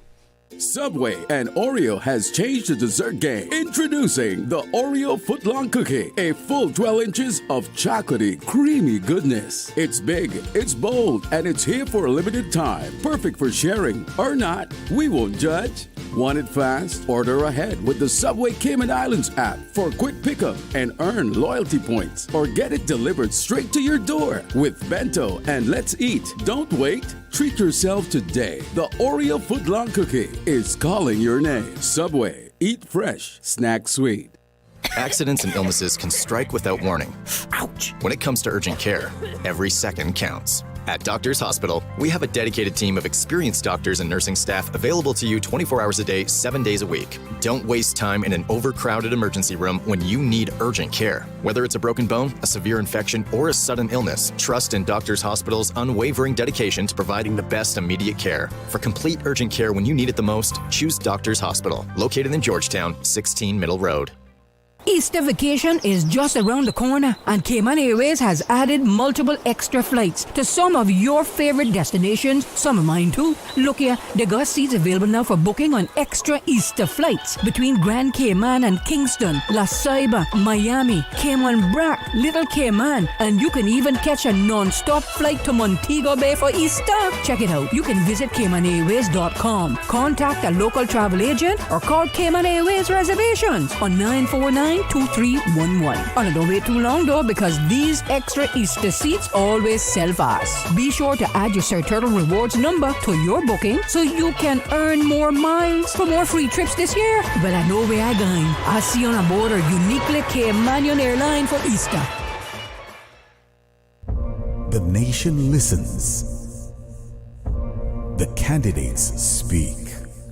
Subway presents the General Election Debates, live in studio on Radio Cayman 89.9 FM and 93.9 in the Sister Islands. Every Monday and select Wednesdays from 7 to 10 p.m. 2 sessions, one powerful discussion. With Election Day fast approaching, hear what the candidates have to say on the cost of living, housing and development, economic growth, sustainability, education, transport, tourism, immigration, and more. Who has the vision? Who has the plan? Hear it all unfold live, unfiltered, and on the voice of the Cayman Islands. Radio Cayman 89.9 FM and 93.9. Streaming live on Facebook and YouTube. Visit Radio Cayman's social media pages for debate details. Brought to you in part by Cayman Enterprise City, Reflections, UCCI, and Yum. Radio Cayman's Talk Today.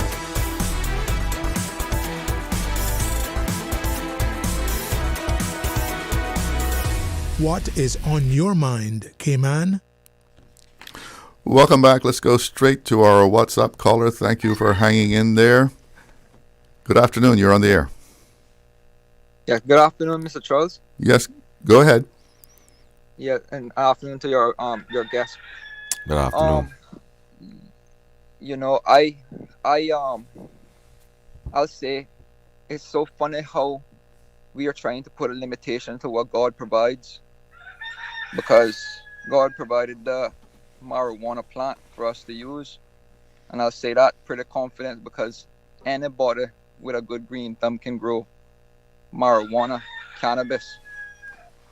And you know, I find it very funny that we're talking about the decriminalization of marijuana as if it's a very important decision. I would say that legalizing it would have been even more important. But because I understand how our laws work, we don't use those words unless it's something. But illegal is universal. California has legalized marijuana for so long now.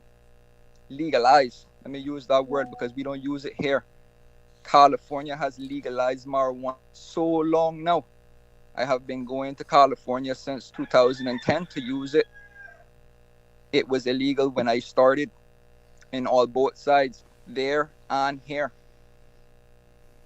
But I can tell you what, I was one of those type of people that needed it, found out that it was good, and tried it. Right? Because I went through some depressing states when I was a younger person. Now I'm a little bit older, but still young, right? I've been using cannabis since 2010. It's legal now in California, and you do not even need a prescription. There's no links to addiction. There's just people that would prefer to use cannabis other than the medications that the doctors will provide for you. Some people have bad side effects with pills, and this is what the doctors don't want you to know. Caller, I'm short on time. Yes, well, I am trying to break it down. If God provided you mangoes for a year, can you limit to him how much he will provide you per tree? I don't think so. Same goes with marijuana. It's a herb. It's not a drug. We call it a drug because the government does not sell it. All right, caller. Thank you so much for making those points. Let's see if we can get a response from the pastors here. Have a good afternoon. Thank you for your comments. Courage grows naturally too, but I don't see anybody arguing for going to rolling around in a bunch of it. I mean, he's saying it's a herb. Yeah, it is. It is a plant that grows. But the reality is, I think that to say that there's no effect from it would be wrong. If you listen to any of the credible sources, you will hear, you will see, and the evidence is clear, both in society. And sure, does medication have side effects? I think that's definitely something that we also have to pay attention to as well. But saying that the medicine is because the medicine has side effects that we should now legalize marijuana because of it, I don't think is an argument that really holds up. And I think we have borne the brunt of the cost of marijuana in our society. And California, it's legal there, and California has a whole host of issues, partly because it has legalized marijuana. Let me see if I can get in some of these WhatsApp comments here. This one, let's see what he's saying. Must be in reference to something that you said, Pastor Alson. He needs a Caymanian examples that are not assumptions. He can speak without actually speaking to an actual person who he claims has mood disorders. Has he ever spoken to a person who has smoked? The advocates are stifled. They are creating a stigma around people who use this plant. You need to hear the other side. Everyone has to take care of their mental health. Once you're associated, these good people make you look bad. They are the ones creating the stigma for others. Ask them the last time they invited a weed head to church and have accepted them as Christ has. You need to hear the other side. Invited a weed head to church just a couple of weeks ago. Yeah. So. Another call. Let's get that in real quick here. Good afternoon. You're on the air. Hey, good afternoon, gentlemen. Oh, let me turn my radio. Good afternoon. Yeah, good afternoon. Dominic Ebanks here. Hope you all are doing well. I'll be very brief. Obviously, it's I've called in before on this particular issue. I think for the last year or two since we started pondering on it, and then it ended up finding itself up in the referendum question itself. But all those points are good, from both sides. At the end of the day, I think Pastor Allison was saying, and I have echoed it before, where is the ganja going to come from? Right? That is the biggest concern. It's the same thing with the next referendum question. Where's the port going to go? Right? And then, of course, we got a third one where we're talking about should we have more of a national lottery. Obviously, people think they'll still be able to go buy a number down the road. You get caught, you're still going to get a ticket for buying a number because obviously we'll go to jail for it. But obviously, our government is intending, our previous government was intending to have, a national lottery, which is different. You go buy a ticket, and that money goes into the governor's coffers, and it really goes back into society. And it works a little different from gambling at a table or going down to the number corner and buying numbers constantly all day to try to win, where, there's one pushed out, and you wait till the end of the month, and somebody wins money off it. Hopefully not too many losers, but somebody has to lose for us to win. In the same case, goes back to the ganja, when you allow us to start smoking this thing freely, not that you may have any new smokers just coming out of the blue, you'll just have smokers now coming out of the bush.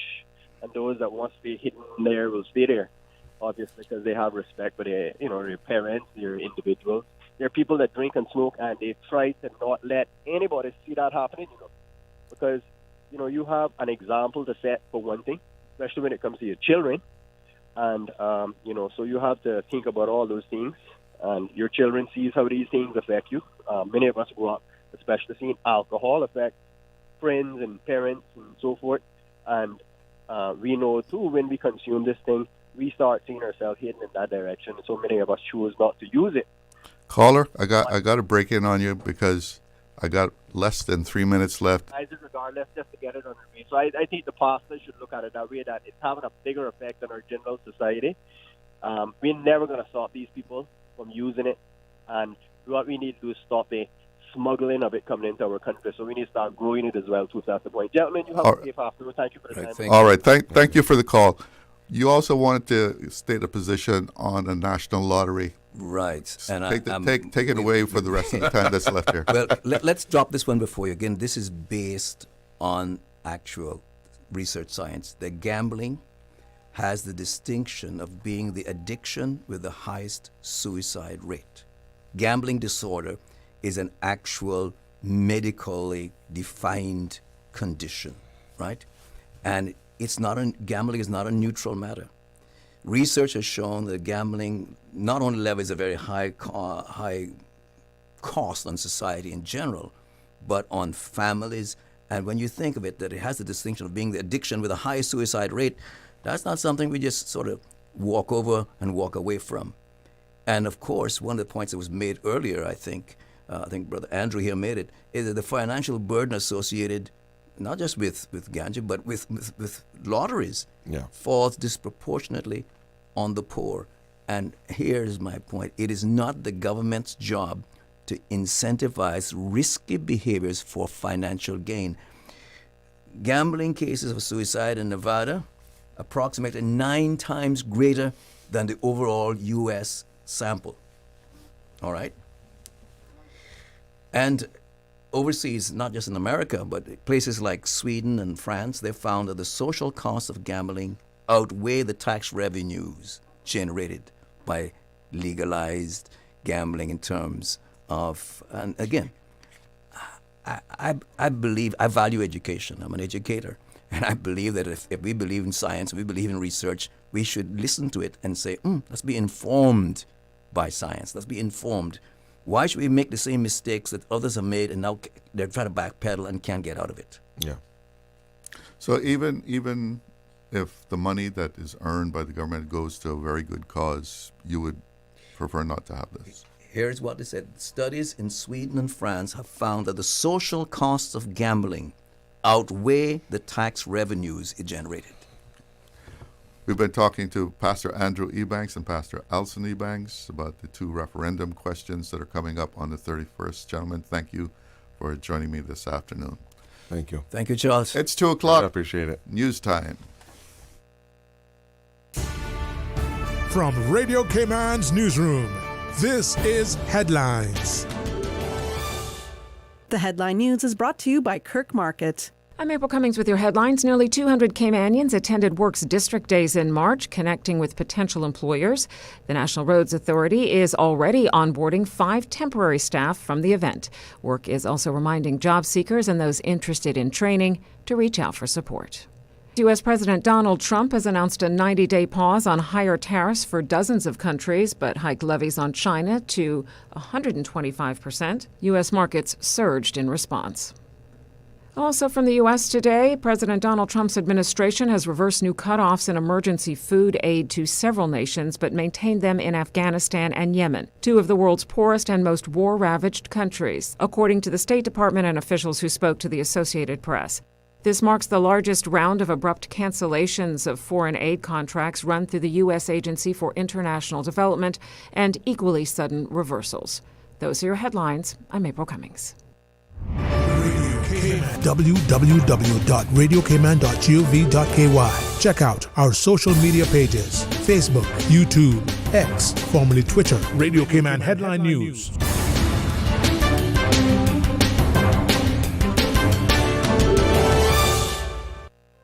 Looking for fresh, healthy food that's full of flavor?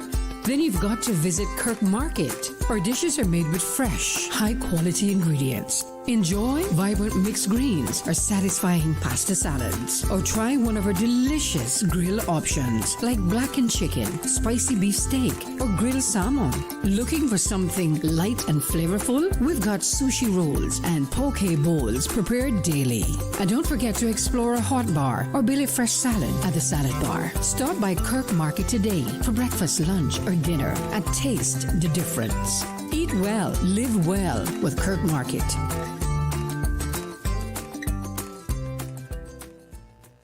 Stay cyber secure with Cayman National. Here are a few tips that will benefit you. Ensure to log out completely when you finish any online banking activities. Be aware of phishing attempts and only click links from trusted sources that are sent from your device through emails and messages. Remember, Cayman National will never ask you for your credentials. If you suspect a fraud attempt or that your account has been compromised, please immediately contact our customer support team at 949-8300. Information, entertainment, inspiration.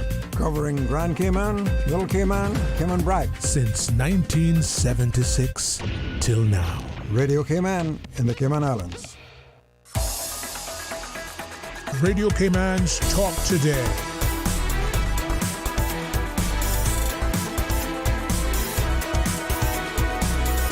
What is on your mind, Cayman? Welcome back to Talk Today. And in this, our last segment of Talk Today this afternoon, we turn our attention to another referendum question, and that is, should the Cayman Islands develop cruise berthing infrastructure?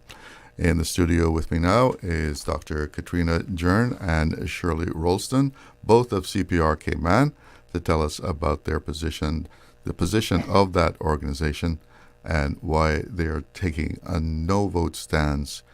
Dr. Journ, Shirley, welcome. Now, I know some people have expressed a concern about how that question is phrased. Are you okay with the question? It's a big concern for me. Explain.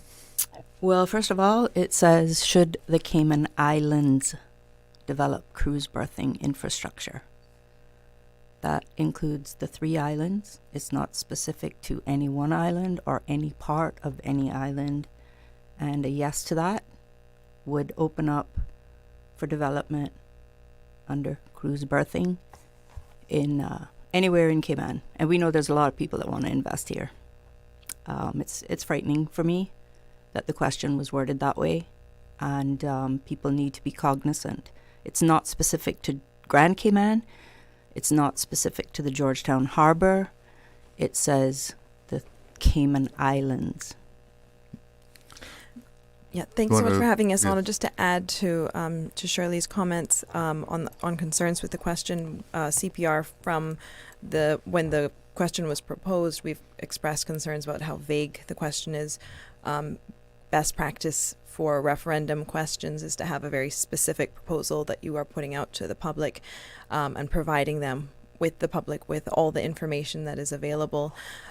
So while this question is very vague, we have great concerns, but we also know we do have some data, which is back from 2019 when there was a more specific proposal where the government undertook environmental impact assessment, business case studies.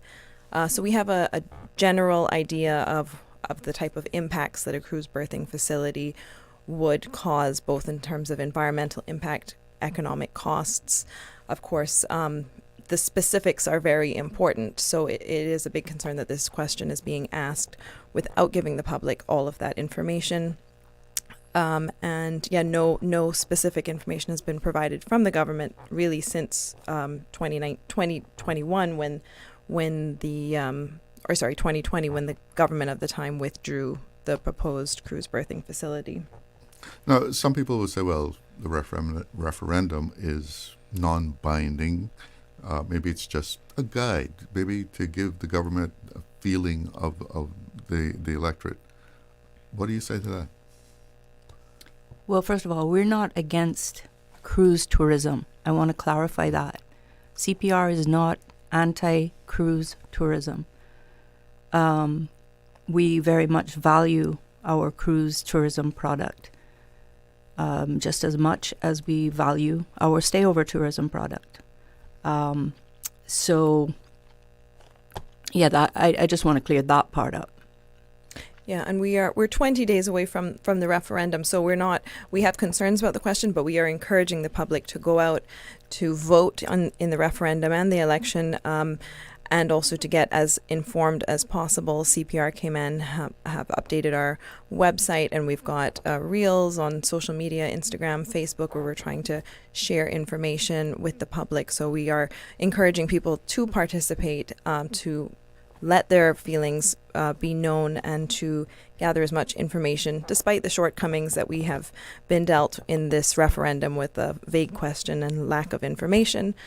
Still, it's important that the public goes out, lets the government know how they feel about a cruise birthing facility.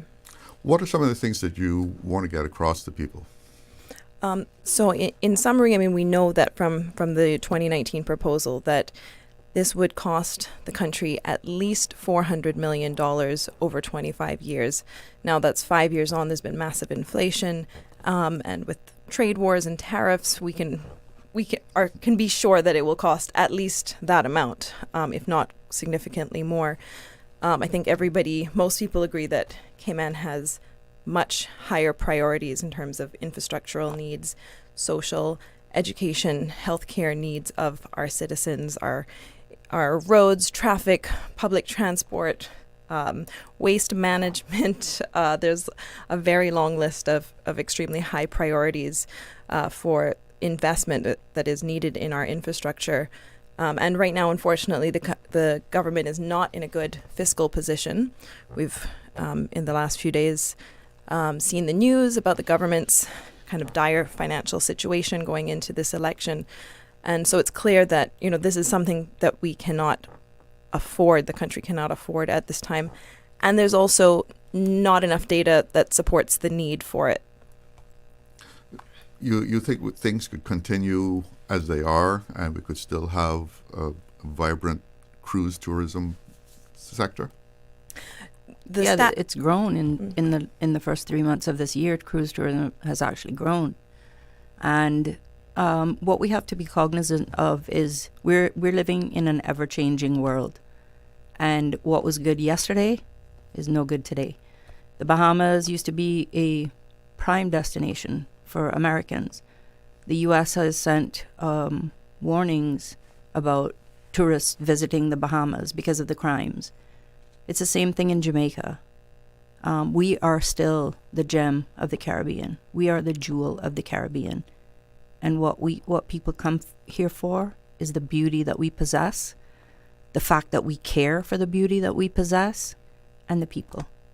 We don't have a lot of attractions, per se, based on what the cruise lines have told us 5 years ago, that we don't have enough attractions. We don't have any more now than we had then. But we have everything that we have, we can make some improvements on without destroying anything. Yeah, and we feel like the cruise tourism industry here can be certainly enhanced and invested in without having to destroy the very environment that tourists come here to see. And we know that a cruise berthing facility in Georgetown Harbor would require dredging at least 20 acres of seabed, destroying at least 12 acres of coral reefs, leaving silt and sediment that will be there forever, essentially, that will, when ships come in and out each day, the sediment will be stirred up and we'll no longer have the crystal clear water that we have in the harbor. What do you say, though, to those that will tell you that Georgetown Harbor is dead already? They should put on their snorkels and go for a snorkel at Eden Rock. We have proof that, yes, coral reefs have died in Cayman. It's not because of dropping anchors and various other things. People are saying that everything is dead, so we might as well just dredge it up. We had the world's leading coral reef expert and beach erosion expert. We had the honor to have him here. And he snorkeled, went diving, went by boat to see the issues here. And he said, we have the clearest, cleanest water in the Caribbean and in an active port. That's Dr. Tom Garreau. Yes, and also the corals that have died mostly have died from the increasing water temperature. So he and another friend invented a solution for that, and it is one of the most interesting and gives me so much hope to think that our country, I'm not saying the government has to do it, because the government just would have to give the approvals. This could be done where every Caymanian and every visitor could have a buy-in, take ownership in fixing the problem that we have here, which is rebuilding our reefs, making them more resilient to the increasing water temperatures, and building sand for our beaches. It is a beautiful thing, and I encourage everyone to go on YouTube on Cayman, CPR Cayman, and search Dr. Guru and watch his presentations. You'd be amazed, and I'm telling you, every Caymanian could be involved in that, and our visitors would even pay money to help us build our reefs and our beaches back. So am I understanding this correct, that he's saying that you can bring this back to life and the ships can still anchor out there? And Well, his he gave two different presentations. One presentation at the rally, he talked about his experience with the impacts of cruise berthing facilities in the region, and strongly recommended that we do not build a cruise berthing facility in Georgetown Harbor, because it would destroy, some of the most pristine coral reefs and waters in the region, and one of the most accessible, like, shore dives for tourists and locals alike. He gave a second presentation, which was on his bio-rock reef and coral reef and beach restoration method, which has really great potential hope for 7 Mile Beach erosion and restoration, regeneration of the beach. So just really briefly, he creates artificial reef structures from steel and limestone. There's a small amount of electric current that's connected to them, and they're placed strategically in the water along the coastline, a few hundred feet out, and the little bit of electric current gives coral organisms are attracted, and they flourish on these bioreefs. And the bioreefs also create sand from the coral and limestone and protect the coastline by being a defense and they buffering. break the waves, so that the velocity of the wave has decreased by the time it hits the shore, and deposits the sand versus hitting it with all velocity and sucking it back out. But one of the great misconceptions surrounding the reefs and the coral damage in our harbor is with the ship's anchors. We've had a couple of mishaps, and if we could have mitigated those, that would have been awesome. But unfortunately, that has happened. But it's not the end of the world. And where the reefs have been damaged is near the drop-off, where nobody dives or snorkels, and that does not affect the water clarity, and it does not diminish, take away from our storm protection. The inner reefs is where people dive and snorkel that are alive. The ones that are alive are not reproducing because of the water temperatures. They're in survival mode, and we can fix that.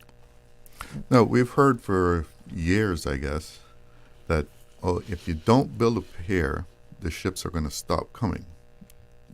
You don't buy that idea? No, we don't. I don't at all. I mean, we've seen just this in the last week. Statistics are out for the first 3 months of 2025. Cruise ship arrivals are up in February, up 21%, I believe. We already have although we've lost arrivals since 2019, primarily because of the pandemic and the economic shutdown. However, we still have around 1.2 million cruise arrivals, which is number 6 in the region. We're not at number 10. We're number 6 behind Bahamas, Dominican Republic, really big jurisdictions. So we still have a very high number of cruise arrivals, and we also, although mega ships are not agreeing to tender at the moment, the majority of ships are still medium-sized ships which will tender, and so the data does not support the argument that we're going to continue to decline. 1.2 million. A lot of studies, or some studies, have shown that that's probably around our current carrying capacity. Now, the other side would also say that this is needed for employment, so that Caymanians can make a livelihood. How do you answer that? I'm in tourism, and yes, there are good days and bad days. Let me just give you an example. Today, I only have a little bus that holds 8 people, 7 comfortably. But I had a friend who's in the water sports industry that called me to see if I knew anybody that had that could pick up 19 of his people to take them from a hotel to his boat and then pick them up and bring them back because he couldn't find anybody. I'm not sure if any ships are in today or how many, but we do have people that just focus on cruise tourism and nothing else. And that's, for me, putting all your eggs in one basket. I deal with tourism, not cruise tourism, not stayover tourism, tourism. And we have everything we need here for people in the tourist industry to survive and thrive. We're just not managing it properly. We are not doing what we need to do as a country to make the Caymanian experience what it used to be. That's what's missing. That's what's, I think, a lot of people that have been here before always came back to, and now it's not so much like that. On that note, we're going to take a break, but we'll be right back.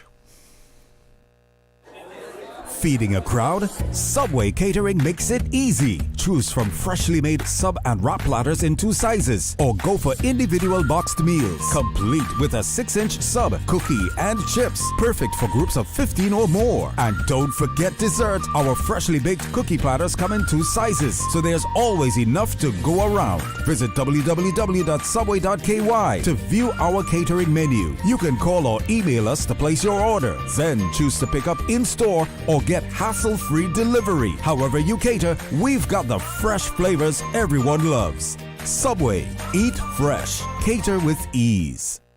Did you know that Doctors Hospital provides urgent care services 24 hours a day, 7 days a week? And Doctors Hospital's urgent care physicians have access to the most advanced MRI and CT imaging in the Caribbean, providing reliable diagnostics when you need it most. When you need quality urgent care for an illness or injury, Doctors Hospital is here for you 24/7. Whether it's a migraine, chest or abdominal pain, shortness of breath, broken bones, or another urgent need, Doctors Hospital at the top of Walker's Road. Urgent care right now. Freedom, Cayman Brack. Freedom, Little Cayman. Soft breezes, blue waters, no traffic. Unwind and rejuvenate your mind, body, and soul. Sister Island Staycations, a taste of freedom. Discover all that our sister islands have to offer. Easter vacation is just around the corner, and Cayman Airways has added multiple extra flights to some of your favorite destinations, some of mine too. Look here, they got seats available now for booking on extra Easter flights between Grand Cayman and Kingston, La Ceiba, Miami, Cayman Brack, Little Cayman, and you can even catch a non-stop flight to Montego Bay for Easter. Check it out. You can visit CaymanAirways.com, contact a local travel agent, or call Cayman Airways Reservations on 949-2311. And don't wait too long though, because these extra Easter seats always sell fast. Be sure to add your Sir Turtle Rewards number to your booking so you can earn more miles for more free trips this year. Well, I know where I'm going. I'll see you on board a uniquely Caymanian airline for Easter. Looking to transform your space? From custom homes to commercial spaces, we bring your vision to life with precision, quality, and elegance. At Mike's Builders, we make it happen. Mike's Builders turned my dream home into a reality. Their team is professional, efficient, and truly the best in the business. Good communication? Check. Cleanliness? Check. Professionalism? On point. You have to try Mike's Builders for yourself. Call us today at 923-0706. That's 923-0706. Mike's Builders. Let's build a beautiful world together. Radio Cayman's Talk Today.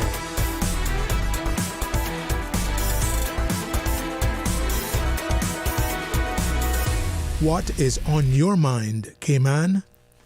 Welcome back. I'm here talking to Dr. Katrina Journ and Shirley Rolston of CPR Cayman about the question on the referendum about building basically the cruise ship here, to make it simple. Now, you're having a fundraiser tonight? That's right. We're having a fundraiser 4:30 to 8:30 p.m. at Sunset House. The proceeds will support our public education campaign, helping to get the word out to the public. Yes, we do not get paid. Let me just make that clear. We don't get paid. Yes, this is a fully volunteer-funded grassroots organization, and so we're encouraging anyone who would like to support the work that CPR is doing to come join us this evening or get in touch with us otherwise through our Facebook, Instagram, website, and it will just be an evening with informal information and opportunity to ask questions and a raffle and other ways that people can contribute to the fundraising efforts. So where it's going to be where? At Sunset House. Okay. In the back patio behind the restaurant. Okay. Sure you'll get some people to join you there. Fun place. Yeah, we have a raffle and if people have questions about the referendum or CPR or the cruise berthing, we'll answer to the best of our ability, so that people can have. So you're trying to educate people. Yes. Not just saying out there to say no, but to educate people about this. And why we say no. You also had an economist speak about this proposal. That was Dr. Marla. What was the Ducarin. What was the thrust of what she had to say? So we were very privileged to have Marla Ducarin speak at our rally on March 18th, a few weeks ago. She has been visiting Cayman quite a bit recently and has been doing research and reports on different issues. She did one on 7 Mile Beach, and she's now issued her second report on cruise tourism in Cayman. So she spoke at the rally about that, and she did very extensive data analysis of all the publicly available data on the cruise tourism industry, from data from the ESO, the BRIA, and also she contacted local tourism businesses and tour operators and got some data from them. So I encourage everybody to look at our website and YouTube if you want to watch back her presentation. We'll be sharing some reels in the coming days also. But her conclusions were very strongly raising concerns about the potential of building a cruise berthing facility. Firstly, the Cayman is already in a sort of optimal position with higher than average disembarkation rates, higher than average cruise passenger spend, and a number of all the important metrics of spending and arrivals and disembarkation. We're already in the top of those averages, and so there would be little financial benefit relatively of building a cruise berthing facility, because we are already doing really well in all of those categories. She also pointed out that currently the cost of tendering is externalized. The people of the Cayman Islands don't pay for it. The cruise lines pay directly to the tender company. And so that cost is currently externalized, whereas if we built a cruise berthing facility, we would be paying for that very significant cost. So, going into the islands finding themselves in quite unfortunate financial situation with government debt, and it's definitely a strong concern that people should take into consideration the amount of debt and borrowing that would be required, and whatever financing arrangement with cruise lines, one way or the other, the people of the Cayman Islands will still have to pay back the cost of any cruise berthing facility. So if they came along and said, okay, we'll build the port for you, you're still not going for that? There's no free lunch. We'll pay somehow or another. 1.1 million people are coming here for free right now. We don't pay for them to come here. Why would we pay $400, $500 million, $1 billion for peers and get the same thing possibly, or less?